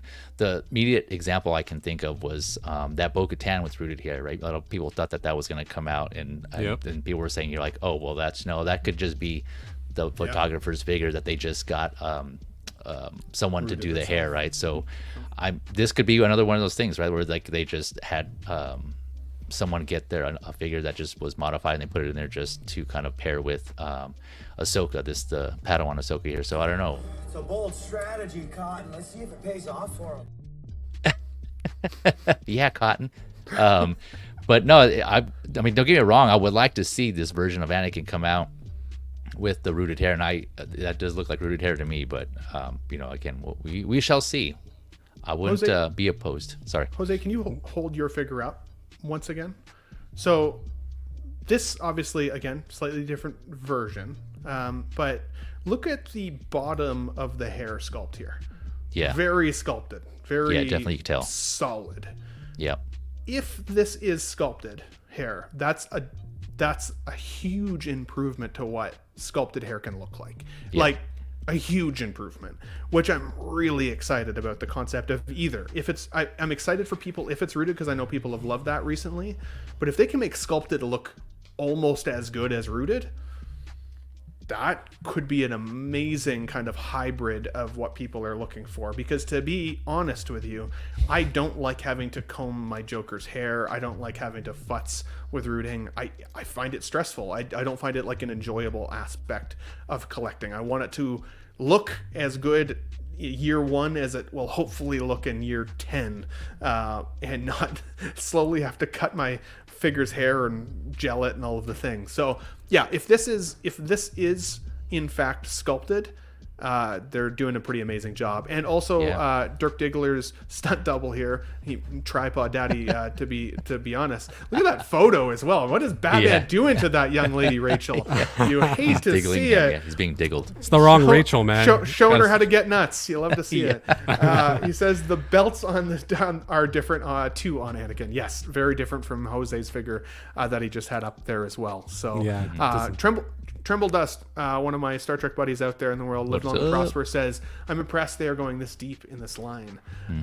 Having said that, let's be honest, there's not a lot of upcoming stuff, films that they could draw from Hot Toys, so we might see some deeper lines of some of the stuff that we already have. I'd be excited to see what that looks like. Tremble Dust says she's finally being saved. Yeah. Yeah, save me. This is a great question, too. Where the hell is Balin and Shin? Yep. Man, Where they at? They were my favorite part of that show. They honestly were. And I would, of the two characters I would buy, those are the two, honestly. I would love to see them in the collection. I loved his performance and just his stature and his just like stoic. I loved it. And Shin was a really unique and new type of character to the Star Wars world that I love. Look at this. Jose does want attention, but look how good this photo is. God damn. I am so jealous. I'm so jealous. That's awesome. I was telling Evil Sneaker on his stream the other day. I was like, when I got her autograph, I went up there and I was like, so can we go out for some coffee sometime? And she's like, I don't speak English. I was like, well, you're speaking it right now. But Yeah. That's amazing. Well, how ballsy. Guys, let us know I'm in the kidding. chat and on the replay, if you're watching on replay, are you picking this figure up? I feel like we need some numbers here, and I still got to figure out the polling system. So if you guys like polls, let me know, and I'll try and figure that out for next week. I see what you did there. Yes. But we do have a lot more to get through, so I definitely want to move on. I'd love to hear from you guys in the chat below with regards to Ahsoka here. Are you picking it up? Okay, guys. So let's move on to this. Now, this isn't technically 6-scale news, but I wanted to just really quickly highlight it. So many of you know how big of a Batman the Animated Series fan I am, and MEZCO Toys is throwing their hat in the ring and have showed us some teases of their Batman and their Joker with soft touch material outfits. I really like what I'm seeing with the Joker. I'm not totally sold on the knit pattern for the Batman suit though. It looks like he's wearing a Batman like sweater and less of like a Batman suit. So I don't love the knit pattern there, but I do think it could be really cool. And I could be converted once I see it, better photos of it, of course. I do have the DC Direct line of Batman the Animated Series, like literally right up here. It's some of my favorite figures of all time. I love the animation style and the artwork. And of course, Todd McFarlane, now McFarlane Toys, is putting their hat in the ring and been giving us some of those animated figures as well. All great options, a little overpriced in my opinion, but nowhere close to the secondary market for those old DC Direct figures. The Poison Ivy I got, I feel like I stole it from the woman I bought it for. I got it for $40. I looked online, eBay, it was like going for like 225 Canadian. I was like, that is an example of do your homework before you sell shit, because as I said, I felt like I stole it from the lady, but those things were getting to be astronomically expensive. I like the concept of this having some soft touch materials with regards to their figure lineup. So I'll be curious to see what MEZCO does. Now, I will be also honest. I don't have a lot of experience. I don't think I own one single MEZCO toy figure. Feezy, you have tons of different lineups and scales behind you. Have you owned any MEZCO figures? Do you have any thoughts on Batman and the Joker here? Do I have any MEZCO figures? Yeah, this is one of the lines I collect. I'm a big fan of MEZCO. I agree with clearly the outlook that MEZCO or mini Hot Toys. There's just so many figures, man. I don't discriminate. 1/12th, 1/6. I even have some 1/18th. They all get love from me. But yeah, so I love MEZCO, the mini Hot Toys. They do some of the characters that they choose and they come out with, even their own proprietary. The rumble-sided figures are awesome. But with these, honestly, when these came out, I was that was interesting. That MEZCO is doing is because they usually focus on characters that have more of like their actual fabric type of materials and clothes, and but these obviously they're straight from the animated series, and I'm trying to think if they've done any figures from an animated series. But regardless, for me, I just picture animated figures being all plastic, and I'm completely fine with that. Like, I'm accepting of it. Maybe that's because all the figures I have from animated series, either anime or other cartoons, are fully plastic, and I'm just used to that. Dragon Ball Z, for instance, I got a lot of those. The What If line from Marvel Legends, I don't mind all those being plastic. So yeah, there's just the media contrast on this. You mentioned, Batman's the knitted like sweater looking thing. That's just for that reason, right? Like when trying to make that transition from the animated to live action materials, it just doesn't jive with me personally. So I don't know. I'd be okay with everything being plastic for these figures, just because again they're animated. And to add, you brought up the McFarlane figures. I've been recently buying those to scratch my Batman animated series itch. So I got those recently. They just came out with that recent wave, the lockup wave from McFarlane, that has Batman and the Riddler, Commissioner Gordon, I think, and there's someone else in there. But yeah, I got those, and I think I'm good with those. So I'll personally be passing on these. But for anyone looking forward to getting these, I don't think they'll be steered wrong, because MEZCO always nails it, especially with their accessories. They come up with some clever accessories, and best bang for the buck here. Heck yeah, well said. And honestly, I was watching Feezy's show the other day. Can you remind me what that show specifically was called? The actual title of the show, Feezy?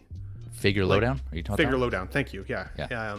The Figure Lowdown on Feezy Figures. Go and check that out if you like all the different types of scales. Like if you're an all-scale man like Feezy, it's an entertaining show. Now, I was joking, but also serious when I put in the chat for him the other day. Ouch, my FOMO hurts. Because honestly, like, it's hard for me to look at these things without wanting to buy them. But then on the other hand, I'm like, okay, I also have to be strategic. How many Batman the Animated Series figure lines do I need? Although we're always, as collectors, in my opinion, chasing like the definitive version, right? I mean, we have that issue with 6 scale all the time. So if these come out and they end up feeling like more of a definitive version than I expect, I'm excited. Now, the coloration of the Batman to me looks more like New Adventures Batman than it does Batman the Animated Series, which had a lot more cell shading of blue involved, and I liked the blue of the first 2 seasons. When they shifted the color work to the black and gray, I liked it, but I didn't like it as much. It didn't pop on the screen as much. But the Joker is more of the season 1-2 version, the purple suit. Whereas his coloration absolutely went to shit, in my opinion, on the New Adventures. They changed his look entirely, and I hated it. I liked this purple-coated, green accented hair look to him. I thought that was so much better. And the yellow teeth, I mean, really stand out to me as well. Any thoughts on this, Jose, for MEZCO, before we move on to the next 6 scale option? I like MEZCO. They do good work. I've seen some of their stuff. I don't think I have any MEZCOs, but I mean, I've collected all lines before. I kind of slowed down. I used to buy a lot of Funkos and Hot Wheels and things like that of all different scales, but I kind of slowed down. It just really focused on like 6 scale stuff. But I do like these, but it feels like rabbit holes that I can't go. So I stopped myself, but I do, like, on occasion, like I picked up these, like I was looking when you guys were talking about Batman, I picked up these multiverse, Penguin and Tim Burton figures, and these are 3 3/4. So I mean, sometimes I do venture out from the 6 scale, but not often. But these are really cool. I've seen a couple people post about them. I love Batman the Animated Series, not as much as you probably, because I grew up more on Spider-Man and X-Men. But yeah, these look cool. Heck yeah, man. Even, so yeah, for me, it was Batman the Animated Series, the old Ninja Turtles, something outside. What the hell is going on out there? Sorry, guys. Batman the Animated Series, the Ninja Turtles, Gargoyles was a huge one that I loved. Ooh, Gargoyles was awesome. Love Gargoyles. Also really liked X-Men, of course, and the Spider-Man Animated Series. So, like, of all of those, man, does my nostalgia hurt sometimes. Ryan Dean here in the chat, good to see you, buddy. Thanks for joining back in with us here this week. Says, if you're not into soft goods vibe on these, the 5 points are fully sculpted plastic and look pretty identical just to the 1/18th scale. Plus they have the animated Batmobile for $45, which is awesome. Guys, let's move on, because I still got lots to talk about. We got 64 people watching. If you're interested in becoming one of our Tough Nut crew members, always will shout out member chats first first in our group before I chat with everybody else, just because they do pay to watch as well, and I love that and appreciate it because it helps support the channel. There is a link for membership in the link there as well, or in the chat if you guys are interested. $1.99, and you can become a Tough Nut crew just like these guys here, as well as some of the fans out there. Now please, guys, if you're a member in the chat, do me a favor and just post some of your emojis as well to show people what they're missing. I would really appreciate that. Guys, one more piece of non-6 scale news before we move into 6 scale. Sorry, Jose, did you have one last thing to say about it before? I was going to ask you, are you considering those third-party Batman the Animated 6 scale figures, or is that something you wouldn't call? No, so I've got the Mondo Toys Batman and Joker on the way. And I like their cel-shaded nature. I think that they look the most, or like the closest to the original show. I don't love the joints on them, but I think in their own figure display, it's going to look pretty freaking sweet. And I'm really going to stick to likely just Batman, the Joker, and the Catwoman. I think those three will be the three that I display most. So those should be here any day now, actually, and I'll do maybe a video on my thoughts on that. Maybe even a live unboxing would be fun, or with a live unboxing with the members as well. I do have some giveaways planned, and I won't announce that this show, but next Sunday, guys, if you're interested, we're gonna have a 3,000 subscriber giveaway coming up, as well as a member giveaway coming up. Members, we only have 23 members right now, so your chances of winning are very good. And then I'm already at, I think, almost 3,400 subscribers, so I really need to get on that 3K giveaway before we hit 4K, and I have to give something else away. So I got to get that on. So next Sunday, we'll announce what that's going to look like, guys, at the end of the show, okay? Awesome. Next, non-6 scale news before we jump into the remaining 6 scale news. I just wanted to really quickly touch on this. I'm not a statue collector by any stretch, but this is an Iron Studios piece, Anakin and Pod Racer from Episode 1, The Phantom Menace. The reason I wanted to show this was, well, two reasons. It's really freaking cool. Let's be honest. That guy's arms are friggin' hairy, though. My God, I did not notice that when I built. That's your takeaway. Damn, I feel really like emasculated right now. Look at this. Yeah. What the hell? Jesus Christ. Okay, you do well in Canada. That's Logan. Yeah.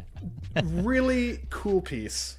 Really hairy arms. But the takeaway that I have is look how big this piece is still next to this human man. Okay. Yeah. We've had a lot of collectors saying lately, oh, I'd love to see Anakin with Pod Racer now that we've seen the young Ahsoka. But I don't know if people realize how big that Pod Racer would actually have to be in their display. We talked last week about the Batman the Animated Series Batmobile from Jazz Inc. being nearly 5 feet long. And most people were like, absolutely no chance that we could fit this in anywhere. And while I think a Pod Racer would be an amazing 6-scale display, I actually think that if you want a Pod Racer version, this is almost the better scale to chase. Now, I have no idea of its availability. For all I know, it's already sold out. I honestly don't know, guys. So let me know if you guys know or if this is something that you're picking up. But I would be, yes, I did say human man. Yeah. As opposed to very specific sometimes. Yeah. Very, very specific. Okay, don't worry about it. But my question for you, Jose, or Jay, whoever wants to jump in first. Jay, I'll go with you first.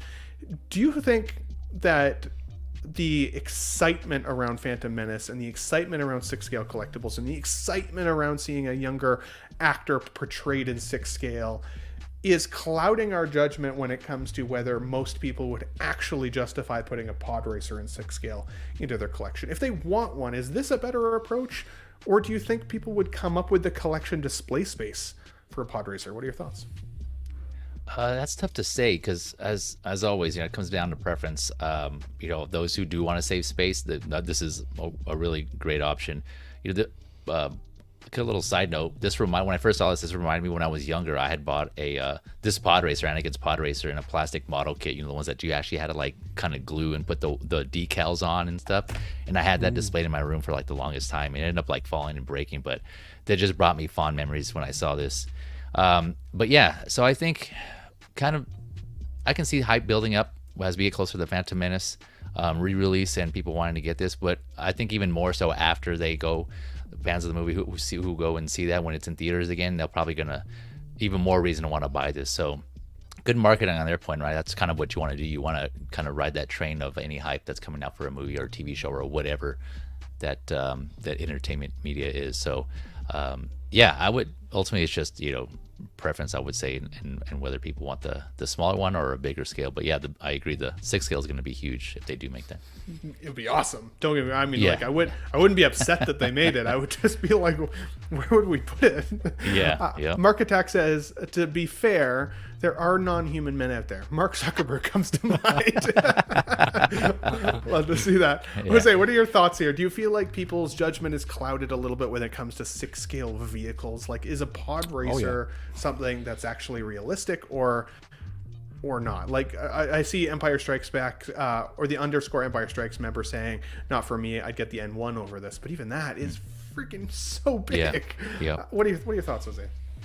I think we as collectors definitely underestimate the size of these things. One of the things that quickly comes to mind was that Batwing from Jazz Inc. that everyone was talking about, and even I thought about it a few times, and I was like, should I get that? And I was like, where would I put that? And there was a picture that really gave me perspective of that guy that was holding it, right? I don't know if you ever saw that photo. He was holding the Batwing.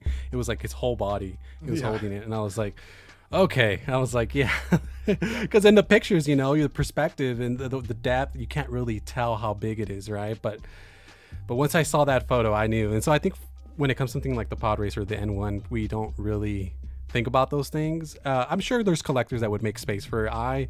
Something I would definitely consider. I had my Nintendo 64. I purchased the limited edition, the one came with the game, the racer, the pod racing game. Ooh, nice. So I had that Nintendo 64. That was my favorite game to play. So Same dude. yeah, I mean, I still play it, honestly. You still have it? I played it on PS5. There was a pod, it was called Racer. And they gave you an upgraded version on the PS5 that you could download for like a while back for like $9.99, and it's the same game. Yep. So fun. So Episode much fun. 1 Racer. Totally recommend it. I have to look into it. I don't have a PlayStation 5, but I'll look into it. But Might be on Xbox. I haven't played that in a while, but I still have the old console. It's still in my room. I still have it. I just haven't connected it. It's so old. But yeah, man, when it comes to the pod racer, I mean, and the possibility of an Anakin now with the young Ahsoka, I mean, it's so exciting. I did look at this. I clicked on it to see, just to kind of take a look at it. It was like in the $800 mark. So I was like, whoa, for something like that. I was like, I'd wonder what the price point would be for a Hot Toys 6 scale. I'm like, would that be, really, really pricey? Like, especially that size. Again, I feel like we underestimate the size. Also, I wonder how they would display like the thrusters at the front there, because obviously with this sculpt here and this kind of sculpt, they've got them kind of propped up on purpose, right? But because they're just kind of connected by wires and they're supposed to float, like would they have clear bases underneath? Like how would they make it so that you don't accidentally drop one off the side of your desk and have it dangle or pop off? You guys know how Hot Toys glue is sometimes, so I'd be so worried about that aspect of it.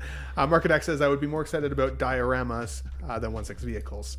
For sure. I love the concept of dioramas, and I don't get anything from Jazz Inc. by any stretch, and I don't own anything from him yet, so I know that there's lots of varying thoughts on his stuff. But I did notice the other day he does have some dioramas available again that are not sold out, for things like I think there was like a Death Star background and some of that kind of stuff. So a little pricey. I can't attest to the quality, and I get no kickbacks from Jazz Inc. So buy at your own risk. But I do think they look pretty freaking cool if you're looking for some more diorama stuff. Guys, let's move on, because we still got a little bit more 6 scale news before the end of the show today.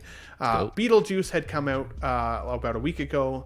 We did talk about Beetlejuice on the last show, so I don't want to talk about the figure again necessarily. But Sideshow did put him up for pre-order. And I asked a question in our Let's Get Nuts channel section in the comments. I said here, Beetlejuice is up for pre-order. What are your thoughts on the price point? Let's Get Nuts discussion this Sunday. So got some interesting comments here, and this is not to shout out anybody either positively or negatively. These are people's opinions. People's opinions are 100% valid, and I liked all of the comments that I got. So thank you guys for supporting the comments here and giving us some feedback. So Marty McFly 3 says the price is again way too high for what you get. We want to have we want and crave accessories and this character, and has so many that could have been included. I'm still hoping they re-release the Tombstone accessory, otherwise Beetlejuice is just kind of standing there like an idiot. This is coming in at $285 from my recollection from Sideshow, so pretty high price point. For any of us here watching from Canada, I think my pre-order came in around the $335 mark. I did use some Sideshow points, which knocked off $100, which did help it be less of a tough nut to swallow, but still not cheap by any stretch. Brandon here says, when it says limited edition and seeing it starting to ship in August this year, I wonder how many they actually made, which is also a really interesting comment. Darth Tamara says, not interested, but it looks good, way overpriced in my opinion. And then here, Ann Stevens, Ann, thanks for always putting stuff in the comments for us here. She says, I haven't looked at the price yet. This would be a maybe Sideshow 1/6 purchase for me. And the last comment, which I thought was a really good clarity piece on the price point side anyways, was that Sideshow did give us an update because there'd been some criticism of this figure that there was no base listed in the description of what it comes with. And so Summers Family says, I think it looks great and I'm fine with what he comes with Sideshow. Sideshow did say that they'll be updating the page with the stand, etc., because I asked about that. So we aren't sure how that's going to look yet, but if the base is a Tombstone or not, if they are doing what they are doing for David, I'm hoping that they do something for him with a unique stand. But again, I saved $20 on mine if you don't have to go basically out and buy a secondary base from somebody else. So that makes them feel like $260 is kind of more of the justification of price for the figure itself, base for $20. I get the thinking there, and I think that looks okay. For me, my thoughts here, $280 is feeling overpriced for what you get from this. I do think that they could have added a cigarette accessory, because in some of the scenes there with him in this outfit in particular, he's smoking the cigarette as he comes off of his, I only do this one. This is why I don't do two shows a week, I think is what he said. I love that line. I won't do it. I won't. Love that. Should have given him at least a cigarette. I think they could have given him the secondary head sculpt with like the circus head display, maybe even some arms that he could swap out with the rollouts. I don't know how they would have done it, but I think it could have been cool at least. If they wanted to go the easy route, I agree. The Tombstone display. When Lydia brings him back, she says Beetlejuice 3 times. He's literally sitting there waiting for her to say it, sitting on a tombstone. And it's cool. I think that could have been a great addition in terms of a base, just to feel like we got a little more value. Now, my argument, though, against the folks who feel like this is overpriced is some of the other 1/6 scale figures that exist in the world. And I'm not just talking Hot Toys. We're going to talk about Mondo toys next, but Mondo toys, which are fully plastic figures, now they do come with a shitload of accessories. I will give them credit for that. They're always still anywhere between $235 and $280, and they're fully plastic figures. While they are licensed, they don't have likeness rights. This figure has soft touch material, glued hair. I wouldn't call it rooted, but glued hair, some accessories, and the likeness rights for Michael Keaton. I don't know if they would have been able to actually get it much cheaper nowadays. There are a lot of figures that are cheaper, but most of those are unlicensed third party, and unlicensed figures have not paid for a license, and they're definitely not paying for the likeness rights. So that's a reason you get a chance to see some of those figures being so much cheaper. So while I don't love the price because I didn't want to pay it and I knew I'd get Beetlejuice anyways, so the sucker I am, I paid for it anyways. I just did. I can't wait to get him. But I understand why people feel like it's a little overpriced because it's light on the accessories. Now, I talked a lot there. Holy crap. So I want to hear from Jose. Buddy, what are your thoughts on some of the comments we got from the channel members, as well as your own take on the price of $280 plus shipping on Beetlejuice here? Is that the right price? Should they have tried to go lower? What are your thoughts? It's interesting. I think it has to do a lot with... they also commissioned this head sculpt to Yixi. If you're familiar with Yixi, the custom artist head sculpts, he does a lot of head sculpts. He's done some for third parties. He's done some for Hot Toys. He did the Cop Van, and he did David from the Lost Boys, and he also did this one. So I'm assuming that might play a little bit into the fact that they maybe had to go to outside resources to do the head sculpt. Which looks great. I mean, definitely an upgrade from the 1.0 from a few years back. So I actually, this movie, I recently rewatched it, and I had forgotten how much I liked it. It had been a long time since I saw it. Maybe, Probably as a kid, maybe I saw it maybe once or twice. I hadn't seen it in a long time, and I watched it again. I was like, whoa, this is a lot more adult than I remember it to be. There's a little things there here and there that you don't catch when you're young, right? Yeah, when he's filled with horns, horny walking up to the Those things, they go over your head, right?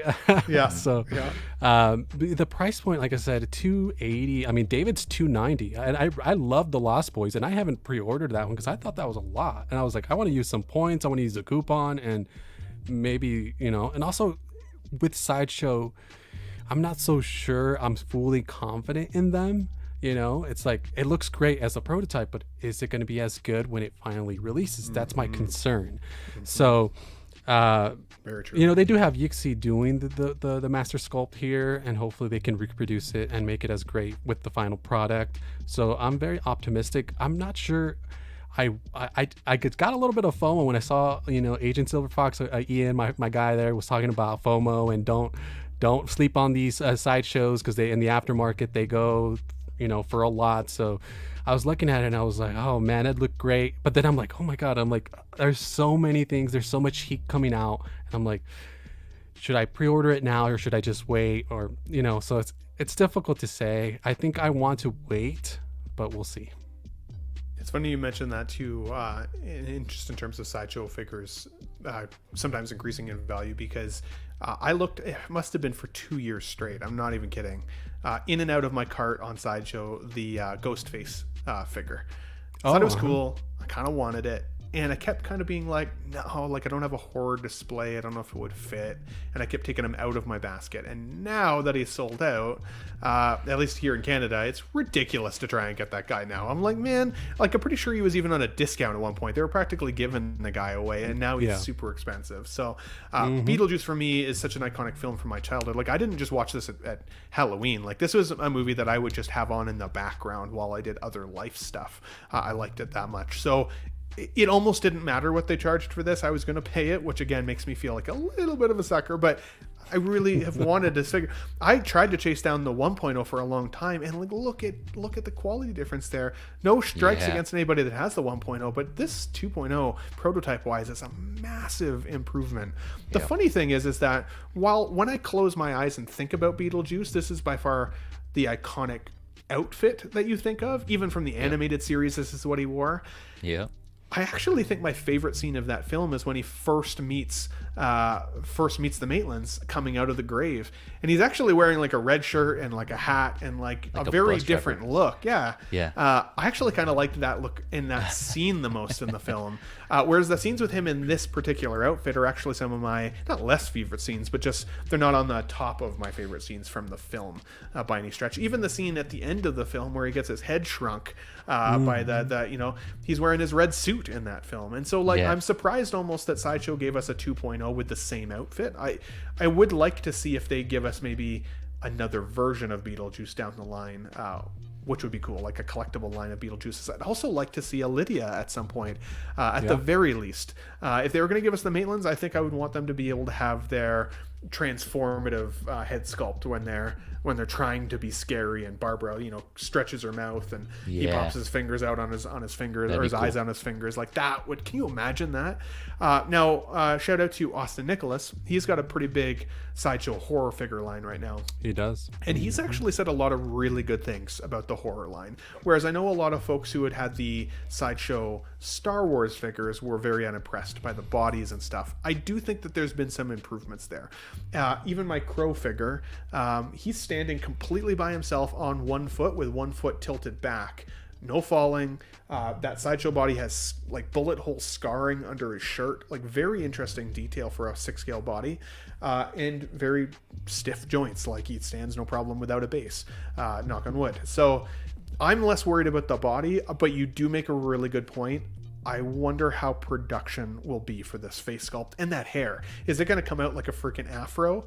Now, in the movie, his hair is pretty freaking greasy, so even if you took maybe some beard balm through it or something, you can make it look pretty greased up. But what are your thoughts here, Feezy, on really just kind of the price point at this point for Beetlejuice? Is this a fair price point to be asking for this character, or like what do you think it needed to justify it for collectors?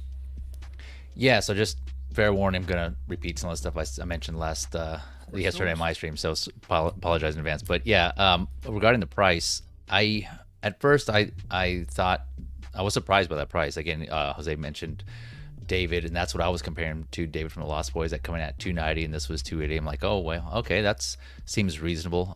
But then everybody was saying, overpriced. And I haven't bought a sideshow figure, so putting that out there, I don't have any. So the David from Lost Boys will be my first, and this will be my second. And so then I started comparing, and then I just use Catwoman from Hot Toys as a comparison, a quick comparison, because she also has synthetic hair, and so looking at what she comes with, and making that comparison, it does seem overpriced compared to other 6-scale figures. But then I went to go take a look at other sideshow collectible figures, on their website, just to see what was there, and it seems reasonable for a sideshow figure, right? Because a lot of them seem overpriced, and I have heard other people say the same thing about their previous figures. So in the realm of 1/6 scale, it is overpriced, but in the realm of sideshow collectibles figures, they'd already set a precedent that their figures are usually overpriced. So it's not too surprising now that I've learned that it's priced the way it is. And their pricing for their figures are all over the place. You go on their website and you just filter on their collectible figures, you can see it kind of varies, and I couldn't figure a rhyme or reason or any pattern to why they price certain things the way they did. And so I'm assuming it's based on, just like you mentioned, Ben, like either likeness and or the specific character, how much they're charging. So Well, little FOMO in there, I think, right? Like capitalizing on the fact that this is a pretty favorite character for a lot of people our age. Even newer generations of folks, for sure. Yeah, for sure. And to touch on what you were talking about, the sold out and the higher price on the secondary market, I kind of looked in a little on that too. One example that I had for sure is I've been wanting that Jack Burton figure from Big Trouble in Little China that Sideshow Collectibles did. That's been long sold out, and same, it's going for a higher price on the secondary market. So there's a few examples where they're sold out and they're higher price in the secondary market, but then there are plenty of others, though, Sideshow Collectibles, that are still readily available, or the value isn't as high. And so it's just character specific, right, based on their popularity. But this 1.0, from what I understand, was going for a lot of money. I wasn't looking for it, but that's what I've been hearing. And so just based on that, and like you mentioned, the popularity of this figure, I think there's a good chance, no guarantee, but this one could be highly sought after also, and a lot of people could be going in on this. So it's a gamble, right? If you want to wait, like Jose was mentioning, and others have said, if you want to wait and see how this comes out, and that's understandable concern, again, regarding the reputation about what's the actual final prototype going to look, and the body itself. So definitely a lot of things to consider. So it's I would definitely really keep that in mind, and if you want this figure. Great thoughts there, boys. Thank you. Great discussion. Thank you for the participation in the chat, guys, as well. Definitely love seeing your comments roll through. Let us know, put a number 1 maybe in the chat if you guys are picking this figure up, maybe a number 2 in the chat if you're not picking this figure up. I'd be curious to see how that rolls out here over the next couple minutes. Definitely appreciate the engagement as well. Guys, let's move on. We have 3 more things to talk about today. 2 pieces of Hot Toys news and Mondo Toys. Mondo Toys gave us their Rogue figure, and I will tell you, full transparency, I had a really freaking busy week last week, and the last 2 weeks at work, right? My actual life of working, not being a YouTube correspondent. And I will tell you that I did not read this post very well, because I read this post for Rogue as it's another timed edition. I figured there'd be a timed window. I figured it would probably be like other figures we've seen from Mondo in the past, where we have, about a week to kind of lock in the figure if you want. That was not the case. I joined into the shop, Mondo shop, about 25 minutes after this posted, because I was coming out of a work meeting, and I was like, okay, I'll go order that figure now that it's up. And I went to the website, and it was already sold out. 20 minutes into the selling of this figure. And I was like, what the hell? How does that make any sense? realizing that this wasn't a timed exclusive, it was a limited edition numbered exclusive. Well, I shouldn't say they were numbered. There was 1,000 made is kind of what they were saying. Whether they're numbered or not remains to be seen. I doubt it. But they stated here, if you wanted the exclusive version that comes with the Sentinel, the crushed head, the different look for Rogue, 1,000 and you're toast. Now, the biggest fail that I think was entailed here was me. I didn't read well enough, so that was number one, the biggest fail. So always do your homework if there's a figure coming that you really want, guys, and be in ready state for it. But Marco from 166 pointed this out to me earlier this week, and I thought about it more, and it actually really bugged me. They still allowed 3 per household on this figure. So with 1,000 being released, those folks out there who have the money and the means and the time to be able to sit and wait could absolutely turn this into a scalping opportunity. And I thought that was really shitty, because there are a lot of people that really wanted this version, including myself, not necessarily the standard version that comes significantly stripped down for, I think it was, and correct me if I'm wrong, guys, only about $20 cheaper or $25 cheaper. Like, for the additional cost, the exclusive version was a significantly better value and deal, and all the stuff that it comes with is so cool. So yes, I messed up. I still did get the standard version to come. I am still excited to get Rogue here. I think she looks beautiful. The cell shading look of it, I think, is fantastic. I'm going to literally put her with a Wolverine and a Gambit. Those are going to be kind of my 3 representations of Mondo X-Men here. But you can see here in the picture on the right, kind of the cast of characters that Mondo's already given us from X-Men. And man, does this look awesome. Like, this is a great figure lineup. But I think that they held too much back in this release for Rogue in the exclusive. I think that the standard should have come with a little bit more, because they were making that other one 1,000 pieces only. And again, 3 per household, which gives that opportunity for scalping. So some will say, Ben, you snooze, you lose. You screwed up, bud. You missed it. Hate to see it. I got mine and I'm happy, but on the other hand, in the interest of fairness, if there's only 1,000 available, it should only be 1 per household. That's my stance going forward for these lines, and that's what I'll be vocal on, I think, most. Still really excited to get this girl, though. Feezy, any thoughts on kind of Mondo's release, the way they did this one in particular, and what it came with? Honestly, I'm probably in the minority here, but I think how they handled it was fine. Because I mentioned in the chats, the Omega Red, I know you and I were both excited for that. And I remember texting you too. That was limited to 1,000 as well. And, I got it because I just love the look of that. That's the only X-Men Mondo figure I have so far. And I think you said you got it too, right? That Omega Red? No, so I ended up dropping my pre-order for it. Oh, okay, gotcha. But, yeah, and so then I messaged you, I think it was a day after, and I was like, wow, I'm surprised it's still available, right there on Omega Red, even though it was limited to 1,000. So that one was up for at least a couple of days, I think. I can't remember when it exactly was sold out. So, same as this one, and, there was no uproar on that one. So it's just obviously based on popularity and hype. Regarding the limited to 3, again, that's something I personally don't mind, because they actually put a limit. They could have very well just not put any limit, and someone could have bought a bunch. Which would have made it worse. And I'm trying to think now, for other figures and for that other companies have done that were limited, I don't think too many put an actual limit. Like, for example, the Joker in art, granted that was, higher in price. There was a higher price tag, but I don't think they ever put a limit on how many you can buy, right? But they did say we're only going to make this much, right? And there wasn't really an uproar in that. So it's kind of, it kind of seems like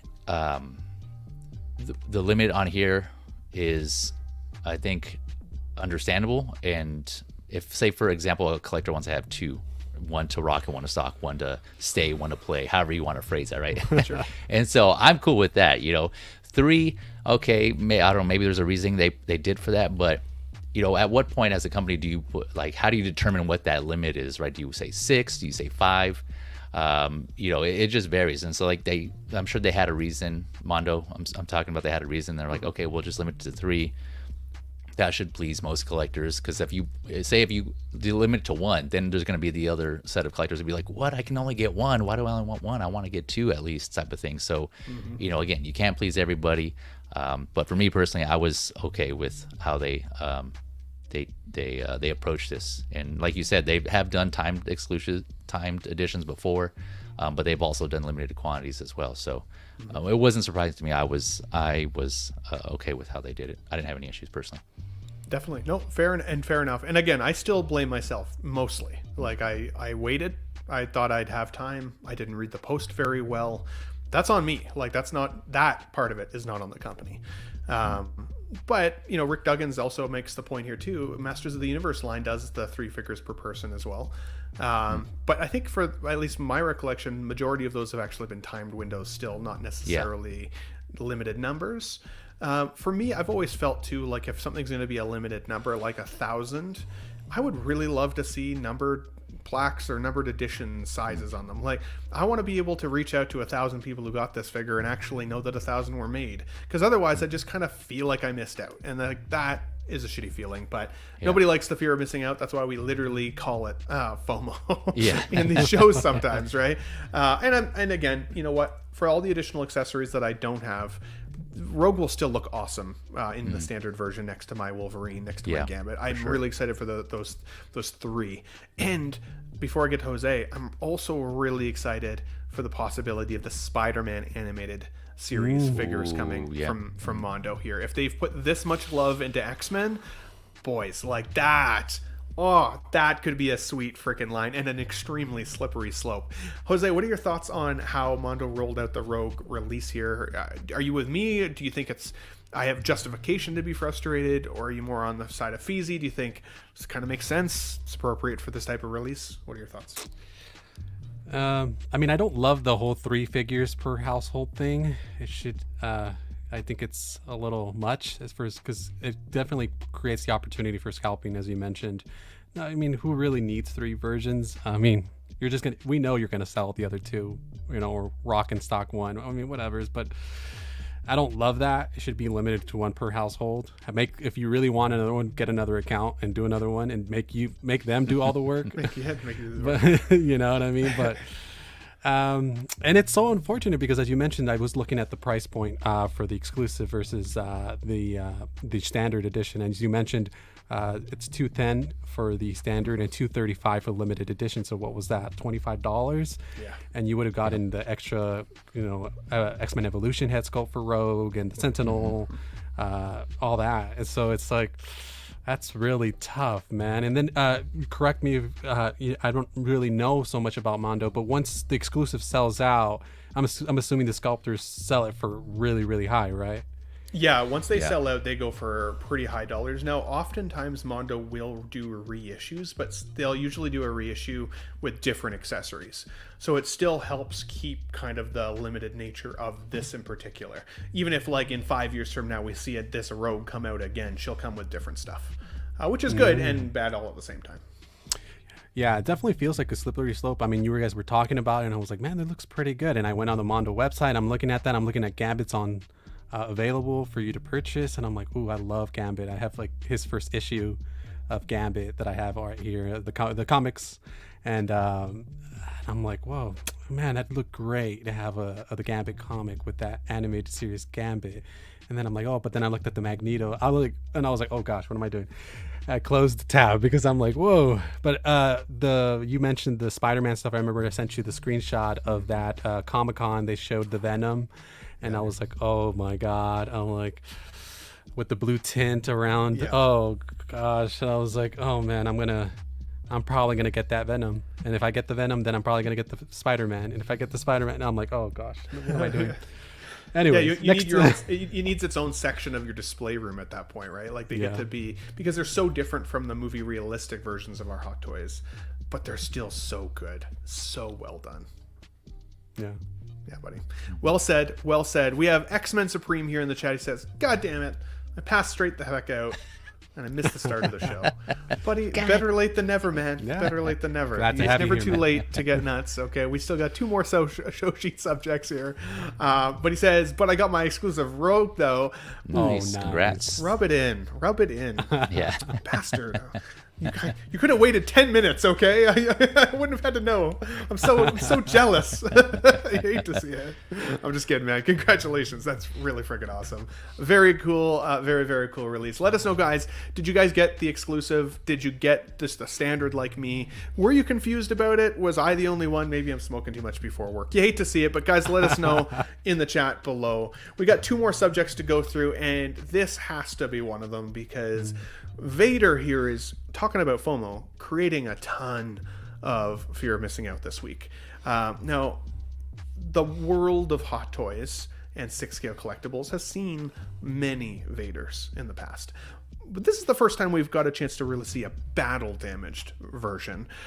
And some people really liked this scene in Kenobi with Obi-Wan and them kind of facing off for the first time since Revenge of the Sith and seeing, you know, that catharsis of character, that apology from Obi-Wan was very heartfelt. Hearing Anakin say, you know, you didn't kill Anakin Skywalker, I did. I know Eddie Money Mendez hated that line. Yeah. I liked it. It brought a tear to my eye, honestly. I was like, damn, fair. I mean, but at the same time, it does.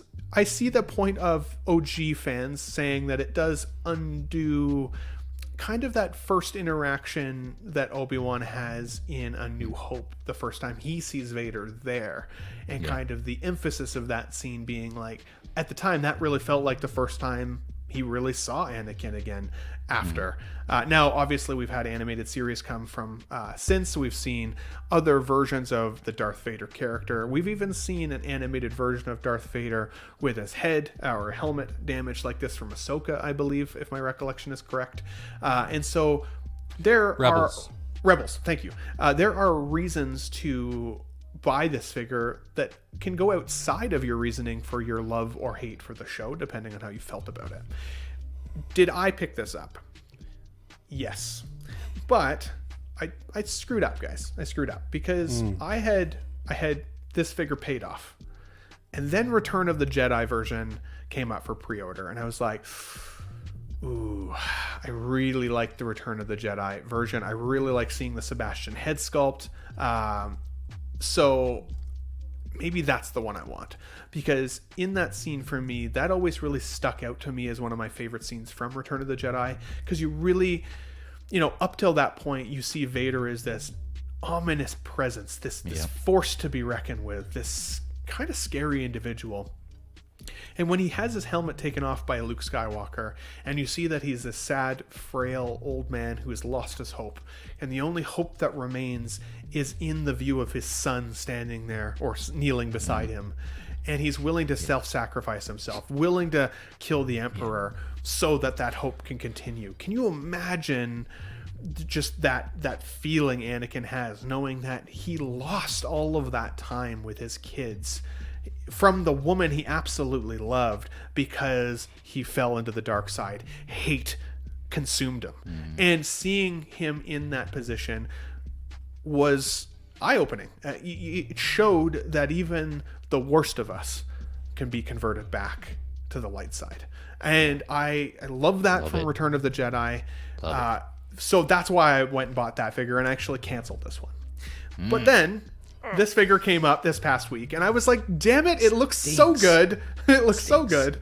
And I've got the Empire Strikes Back version right now. And while I like the figure, the helmet on that one drives me a little crazy because they give you the ability to remove the helmet piece so you could see the back of his head. But it's propped up a little high. And so it drives me nuts. I have to try and stick it down with stick tack, but even still, I don't love it. So I'm going to try and sell my Empire Strikes Back version. I repurchased this version so I'd have a battle damage version with the kind of younger man Anakin Skywalker underneath. That's obviously converted to Darth Vader, and the Return of the Jedi beside him. So I'll have 2 Vaders in my collection. But I have posed the question already on the Ben Thomas Show, how many Vaders is too many Vaders? I would think for me, 2 Vaders is already too many Vaders, but that's where I'm going to try and stick to. But Jay, I want to go to you first, actually, on this one, buddy. All right. What are your thoughts here of this version of Vader? Do you feel like this is a definitive version of Vader? Do you feel like people are too quick to calling it definitive because of the scene and the show that it came from? And is this a figure you've considered picking up or already have put in an order for? Man, I'm in no position to say it's definitive because, again, preference, right? For me, Return of the Jedi is my Star Wars movie. I love that. And that scene, that's one of my favorite scenes in all of Star Wars there. He's like, take off my mask so I can see with my own eyes. And he's like, but you'll die. He's like, nothing can stop that. Oh, man, it's just so right here, man. I love that scene. So, Go, my son. oh, yeah. Beautiful. Yeah, so great. Man, I love that movie. So for me, I would have to say I don't have it yet, but I'm presuming that the Return of the Jedi Vader is going to be my definitive one. Just how cool that feature is with the glowing helmet where you can see his skull. Oh, that was just so sick when they had that feature. I was like, yes, finally someone did that. But I'm in the camp where I'm getting both, because I can't deny how gorgeous this one looks here. Just we all saw that scene in the Obi-Wan show, and I personally loved it. Again, just reminds me of, you guys know the Rebels scene also, but this was brought to live action. So it's just cool that they did this. It just, a lot of people mentioned how often do we get a battle damage Vader and shown like this. It's just so sick, man. I can't deny it. So I couldn't resist getting both. But I would have to say the Return of the Jedi would probably be the one. If I had to choose, it would be that one. But man, just the fact that we get to choose which Vader we want if we can only get one, it's just so awesome. It's a great time to be a Star Wars collector. Yes, sir. For sure. Yes, X-Men sir. Supreme says, I screwed up too. I had 2 of the deluxe Vaders on PO and paid them off. I then canceled them both and used that money to pay for 3 Deadpools. I found it a sick discount. Great trade, but I still want this. Why did you get 3 Deadpools? That's like, what was like? What's your no shame? I'm just curious. Like, what's your collection vision? Like, why did you want 3 Deadpools of all things? 3. Whereas I can understand Darth Vader has multiple different looks, so maybe. But yeah, no. Let me know, X-Men. Why 3 Deadpools? Interesting. What about you, Jose? What are your thoughts on Vader here? Do you feel like this is a definitive Vader, like a lot of collectors are saying out loud, or do you feel like that could be recency bias? They most recently watched the show. It was a badass scene. Now they kind of want to recreate that. What are your thoughts there? To say something is definitive is subjective. It's what's definitive for you, I think, personally.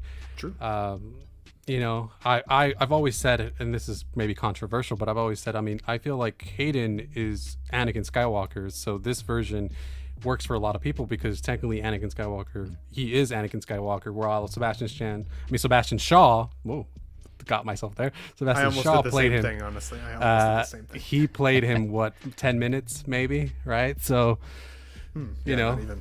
Yeah. So, for me personally, this works because, again, Hayden is the guy I grew up with. That's Anakin for me. So when I see this, that's Anakin Skywalker inside of that helmet. So that's Hayden's likeness. That's who it's supposed to be. I still love, the Return of the Jedi version. I might consider getting that one, but this is the one I have on order. I actually don't have the other one on order. This one actually is fully paid. I got the invoice already. Is coming on its way from Sideshow. So should be coming here sometime next week, hopefully. Fingers crossed. Nice. So yeah, can't wait. Nice. Very quick turnaround too, eh? It seems like this was clearly pretty much production done and ready and waiting. In fact, I almost wonder if Sideshow purposely delayed so that they could get shipment in to have this pretty much ready and available for the release. Because even for me right now from Sideshow, I'm still waiting on my Tobey Maguire Spider-Man. That guy's been paid off and released for a month and a half now, and I'm like, I still haven't even got an update yet. I'm like, where the hell is this guy? Some people which are is getting crazy. them. Now, I saw a few emails for Toby.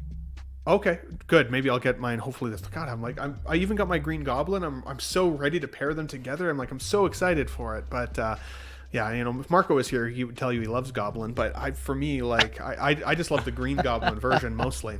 Now, I don't shill for any companies. The Ben Thomas Show is not sponsored by anybody at this point. I have no reason to call out specific places to buy from, just so everybody is aware, to make that clear first.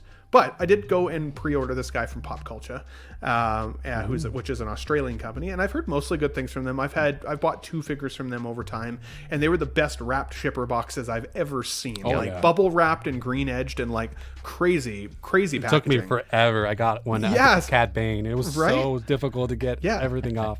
And if my recollection is correct, I actually got him on a slightly lower cost price point than what Sideshow had him available for. And I've seen some people going and paying like $700 for like first batch from overseas on this guy. I think that is a little aggressive, but if it's your guy, it's your guy. You do you. It's not my money.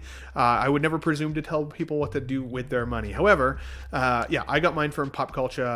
The price was surprisingly good, and yeah, I mean, I'm sure I'll get him when I get him. So I originally had him from Sideshow. I'm sure I would have got it pretty quick here otherwise, but seeing all those Sideshow notices go out. But X-Men Supreme did clarify. He says it's the armored Deadpool, zombie, and Venom pool. That makes way more sense. I was thinking like 3 versions of the same one, of the same guy. He says, I thought I'd never get them because they were so expensive, but now I have my Deadpool core. Yes, Loco Lou, if he's still here, I'm sure we'll give you some props for that. But yeah, great thoughts there, guys. I definitely agree. I like what you said about definitive versions. Whenever I hear people saying, oh, this is the definitive one, this is the definitive one, let them feel that way. If that's what it is for them, great, because that is a very subjective point of view. I feel like, Empire Strikes Back is my favorite Star Wars original trilogy film, so that's the Vader I thought that I would want most. But then after seeing the Sebastian Shaw head sculpt with that Return of the Jedi figure, having the ability to still make him a clean look or give him that sculpt if you want, I think that will end up replacing the Empire Strikes Back version for me. But guys, let us know what you think in the chat. Mark Attack, one last comment here on this, says, I can't wait for some bitter OG fans to draw eyebrows on the Return of the Jedi Sebastian Shaw sculpt so that it matches the non-remastered version. That's amazing. Okay. Oh my god, can you imagine defacing your hot toy like that? You hate to see it, guys. You hate to see it. Guys, let us know in the comments. This also was released since our last Let's Get Nuts show. Now, this is an example for me of fear of missing out. 100% it is. This is a figure that I literally told myself, you do not need. You don't need it. It to me, the prototype, while it looked good, it didn't look perfect. So I was able to be like, prototype's not perfect. I didn't really love the film. I didn't mind it. It was a fun popcorn movie kind of feel, but like, I didn't love it. And so I was like, nope, not going to do it. Not going to do it. And then this was released this past week. And I think for once, well, not for once, but for the first time in what feels like a little while, the prototype likeness is actually improved. The production is improved over the prototype, in my opinion. The previous version, he had a bit of a longer neck look. His nose was a lot more flared, in my opinion. It just wasn't quite there. And it's Dwayne Johnson. And while he's had some controversy recently, in my mind's eye, Dwayne Johnson is a pretty iconic person just within the world. I've always liked his movies for the most part, even some of them being kind of silly. The Rundown, for whatever reason, stands out in my mind. I used to love that movie as a kid. And he was significantly less swole at that point, still had hair back then. But, this version of Black Adam, well, again, I didn't hate the movie. I didn't totally love it. I think that they should have given them the Widow Peak hairstyle and the pointed ears. Make him really look like Black Adam, not like The Rock. He looks too much like The Rock. And even with the deluxe version here, they give him the people's eyebrow, which is so iconically Dwayne Johnson's The Rock character, not Black Adam. And so I was very mixed. But guys, I will tell you, I broke my own rule and I bought this anyways because I do think it looks better. I think the likeness to Dwayne Johnson is frigging astounding at this point. The fact that he comes with the second head sculpt, I'm literally going to make a wrestler Rock figure in my collection. Like, why not, right? I think that's super fun. The price point I thought was reasonable. The outfit looks fantastic. I chose the black suited version. Which, I know is not the more comically inspired version, But I liked the black suit from the first scene of the film. Well, not from the first scene of the film, but the first scene appearance of him, where he's just like absolutely just like messing folks up, and he's got his black hood up. I thought that was like a really, really cool scene, and I liked the movie less and less as it went on. Unfortunately, that was where it got me. It hooked me in, and then I kind of liked it less. Did you like the JSA? Which one? Sorry, the Justice Society. Like Hawkman and I see what you mean. I thought you meant like a version of The Rock. I was like, what? Did I miss one? No. I wouldn't say that I did, to be fully honest. Even just kind of like I should say I liked the Hawkman, but I thought he was kind of a dick. I was like, why is he such a dick in this film? But like maybe that's just how his character is in like Fake the originals. X-Men. I wouldn't say that I really liked them all that much. You know what I thought was interesting, and a lot of people don't really talk about it in the movie, is that I think they were showing the perspective of like these really uptight heroes. You know what I mean? That don't like, they're like so by the book. And Black Adam was the complete opposite, the contrast of those heroes, where he was like, I'm still a good guy in a way, but I'm going to do it my way. And if I have to kill a bunch of bad guys, then I'm going to do it. And the people here want me to kill these bad guys because I've actually been here. I know these people, and you guys are just a bunch of like government regulated guys that are trying to come here and make peace, but you're not really here invested.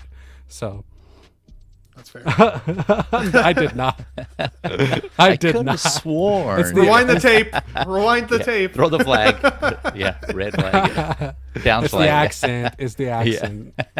So I got the black one coming, and I didn't want the display base that came with this guy, to be honest. Like, while I thought the throne in the film was kind of cool, I didn't like that they actually put Black Adam on it. I would have liked it to be its own standalone diorama piece that I could actually use maybe for other characters, if I didn't want to try and squeeze his little leather or non-leather outfit into that chair seated position. So for me, I was like, no, I probably won't use that, but I wanted the extra head sculpt, so I had to go the deluxe on the black version, and I'm excited that I did it. Even still, who am I going to pair this with in my collection? I'm actually thinking I might pair him with Peacemaker. I know that they're not in the same film together, but they're both formerly wrestlers. They're both badasses, and they can be kind of my wrestlers who have become heroes section of the display. Mostly because I also don't have anyone to put Peacemaker with. And so they're going to be standing together in the display, I think, for me. Jose, is this one that you picked up? Did FOMO get you like it got me, or were you able to stay away from this one? What are your thoughts? Actually, this one I went on the wait list for that one, for the golden armor, and I did that back when Yomo. I'm gonna shout out to Yomo, my guy Yomo. He told me about I don't know what one exclusive con or that they were doing where they had updated it. So I looked at it and it looked great, and I was like, well, let me just go on the wait list, see if it converts. And it converted for the gold armor to the one I wanted, because I specifically want to pair him with Henry Cavill's Superman and have him, that final scene that never ever is gonna come to fruition. But I've seen people already do that online, the photos they've been sharing, and I'm like, yep, that's what I want. So, and I'm a big wrestling fan. Later 1/6 scale wrestling plug. So I'm a big wrestling fan. So yeah, I have Peacemaker, and definitely gonna get Black Adam. Heck yeah, man, that's awesome. What about you, Feezy?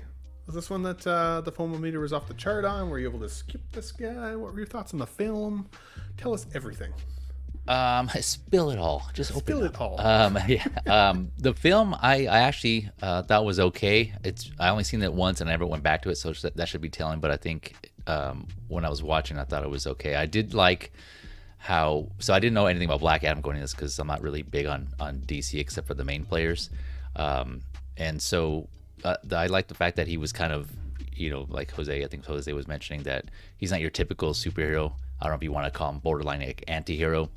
And so I like that aspect of it. He was just like, whatever doing, saying he just didn't give a shit. And so that was kind of cool. I do remember there was like the kid in there being annoying. A lot of people mentioned that, and I have to agree that it was kind of annoying. Yeah. I thought it was okay overall. The figure I think looks great. Yeah, I agree with the others that it's pretty much there. That definitely looks like the Rock. People go in, if you have this in your collection, like, oh yeah, that's the Rock. The figure looks cool.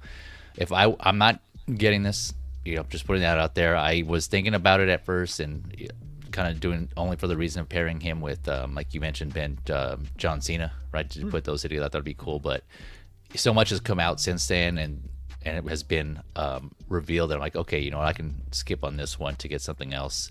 But if I were to get one, that the black with the cape there and the blue, I think the black and the blue works better for me.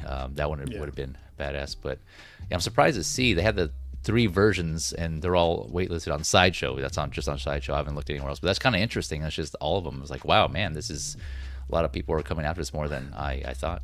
I also got this one at Pop Culture for a discount as well.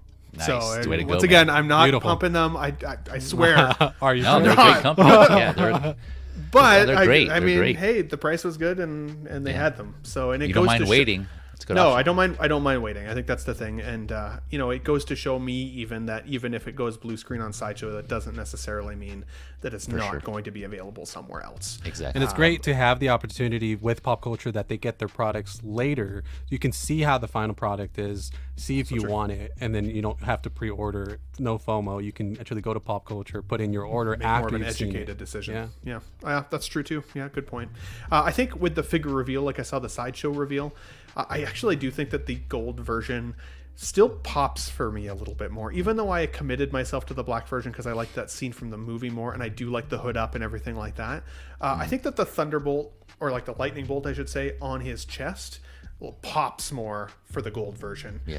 Even without the light on, I think it's more visible. I think that's the only thing that I really like more about that, though.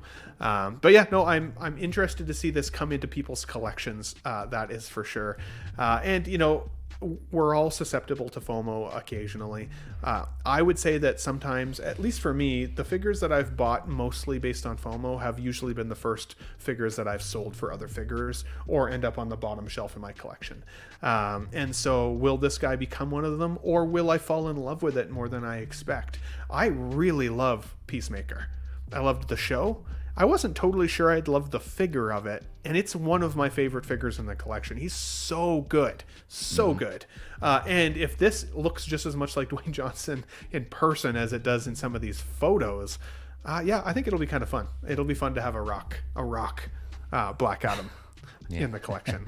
Guys, that's all we have for you today. We have 70 people watching. If you don't mind, thanks for watching Let's Get Nuts today. Please hit the like button if you did enjoy the content today. Just helps drive some traffic to the show for next week's episode. A reminder, we will talk about a giveaway on next week's Sunday show, so definitely stay tuned for that. We're going to do a member giveaway for the 23 members that are in our membership group of the Tough Nut Crew. If you're interested in becoming a member, the link is now in the chat there for you guys under my name. Also, we're going to have a 3,000 subscriber giveaway as well. We're almost at 3,400 subscribers here on the show, which I really appreciate all the people's support out there in the world. So I got to do that 3,000 before we hit 4,000 eventually, hopefully, knock on wood. But guys, I also wanted to highlight tomorrow night I'll be present on the Collector Tour featured by the Evil Sneaker YouTube channel. Definitely make sure you check that out. It's at 8 p.m. Central Time tomorrow. Me and Sneaker will go through some of the details of my collecting life. I'm going to tell them all about the pitfalls of dating while also wanting to collect 6 scale and all of the things. I'm sure it'll be very, very entertaining. So I'm really, really looking forward to the show with you, good sir, tomorrow. Pound back to you there as well. Now, one last thing also before I ask my guests what's coming up in their life. Tonight on Nix_Collectibles YouTube channel, Royal Rumble 2.0. This is not a reissue, it's a 2.0. And that's tonight on the channel there as well. Again, I believe that is 8 p.m. Central Standard Time, if I'm not mistaken. Go and bookmark that for yourself like I'm going to, so I don't miss it if you're in a different time zone. If you guys have not seen this, basically Nick has turned many of us YouTube creators into an animated wrestling version that we all face off against each other in. And it's some of my favorite content to watch. Him and his friend Mike, who do the announcing, are so good at it. Like, they're so funny, it's so entertaining. It's not a super long show, and I absolutely recommend it. So guys, definitely go and watch that. Nick says here in the chat, T-minus 30 minutes from now. So in 30 minutes, we're going to get show started. I'm going to pour myself a rum and coke and get excited to watch my character kick some ass. I've been working out in real life aggressively, so hopefully that translates well to my actual character. Let's be honest. Now, guys, Jose, again, we haven't seen you much lately, buddy, because I know you took a little bit of time off, but we were really happy to have you back today. Hope you had fun on the show. Anything coming up that we can look forward to for you? I thank you so much for having me back. It was a lot of fun. Well, first, I will be a participant in the Royal Rumble. You'll see me right there next to you. I know we're usually a tag team, but there could only be one winner. So, Ben, if it comes down to it, I am going to throw you over the top rope, man. I am going to win the Royal Rumble, and I'm going to challenge Howard Chan for the What's His Scale Wrestling Championship. Fair. I am going to win that championship. I've been calling everyone out. Mark Attack, everyone, it doesn't matter who you are, you're going down. There you go. Love and then to obviously see it. Mondays always on the Hope Show with the guys, with Shane and Agent Silver Fox and all the guys over there on the Hope Show every Monday. That's an amazing show as well. I'm always working when it's on, which is the worst. It's like 1 o'clock in the afternoon for me on a Monday. So I'm like, I can never join, but I'm always like in the chat watching you guys. Very, very fun show over with Shane there as well, a 1-6-figure focus. But again, Jose, you are the man. Thank you for taking the time to be with us and get a little nutty today with everybody. I know everybody here appreciates you being here and having some fun with us. Mr. Feezy, Feezy's Figures. This is right here, your YouTube channel that we've got on the screen. This man needs some subscribers. Folks, the amount of effort he puts into his shows is amazing, and it's not getting the love that it deserves. So please, folks, if you like my show, if you like Let's Get Nuts, if you like the Ben Thomas Show, I am a massive supporter of this gentleman here. Really good dude, huge heart, and again, puts the time and the work into the research of his episodes, which is really important. You can see that the caring is there. So guys, please do me a favor, go over and subscribe to Feezy's Figures after this show. But buddy, tell me what is coming up on the show. What have we missed maybe this week? What can we look forward to from you? Or just tell us about your life. What do you got coming up? First, man, thank you for that. Much love to you. That means a lot. Appreciate you acknowledging that. But so like Ben mentioned, the downside is I'm not really as consistent. I was telling Ben backstage, I try not to make this a job. I don't want to make it feel like work, and so I kind of do my streams when I feel really motivated or when I have figures that I really want to talk about. So I try to make it sincere in that sense. But yeah, if you are interested, go take a look, check it out. I did 2 shows yesterday. So I have this Feezy's Figure show, Figure Lowdown, Ben mentioned, and then I also have my other channel where I do my entertainment, movie, TV shows. That's Feezy's Media, and I just keep those separate for convenience, right? That focuses on entertainment media. This one focuses on obviously figures. So if you want to go check that out. So I don't have anything in the scheduled right now, just because this was a stream heavy weekend for me personally. But I would just say keep an eye on my social media, Facebook and IG. And obviously YouTube, because I definitely put up notices when I have a stream coming up, and I'll let you know in advance. So at least a few days. But yeah, again, Ben, thank you for the love. Thank you all in the chat for your support and the same love. Appreciate you all for taking your time to catch my content and for having me on your show, Ben. Much love. Always, dude. Always a pleasure to have you guys here. We have fun here. That's the whole point of Let's Get Nuts. That's why I called it such a silly name for this podcast, because I want it to be fun. Something that we can all do, hang out on a Sunday afternoon, have a good time together. Guys, if you are watching here today, you're already on the Ben Thomas Show, but please, if you haven't had the opportunity, hit the subscribe button. It's free to do so. It's always very appreciated. If you do want to support the channel in different ways as well, you can always become one of the Tough Nut Crew members here. Our Tough Nut Crew just grew today by another member, so thank you to good old Spotchka for getting on there, and I'll get you on the slide here for next week, good sir. But let's shout out Elvin J Collecting Weekly, Money Mendez, 6 Scale Mafia, Katera, Feezy's Figures, King Ding-a-Ling, Sith Scale Collector, Paul Schreiber, The Batman, The Movie Canon, 1-6-Figure, Focus, SpongeBob, Square, Balls, The _ Empire Strikes, Peter Cass, Ryan Smith, Collector Joey, Sam Gist, 14 Wellington, Jose G Hernandez, 12-inch Moose Dream, Collection Obsession, Blurred Dad Life, and now good old Spotchka.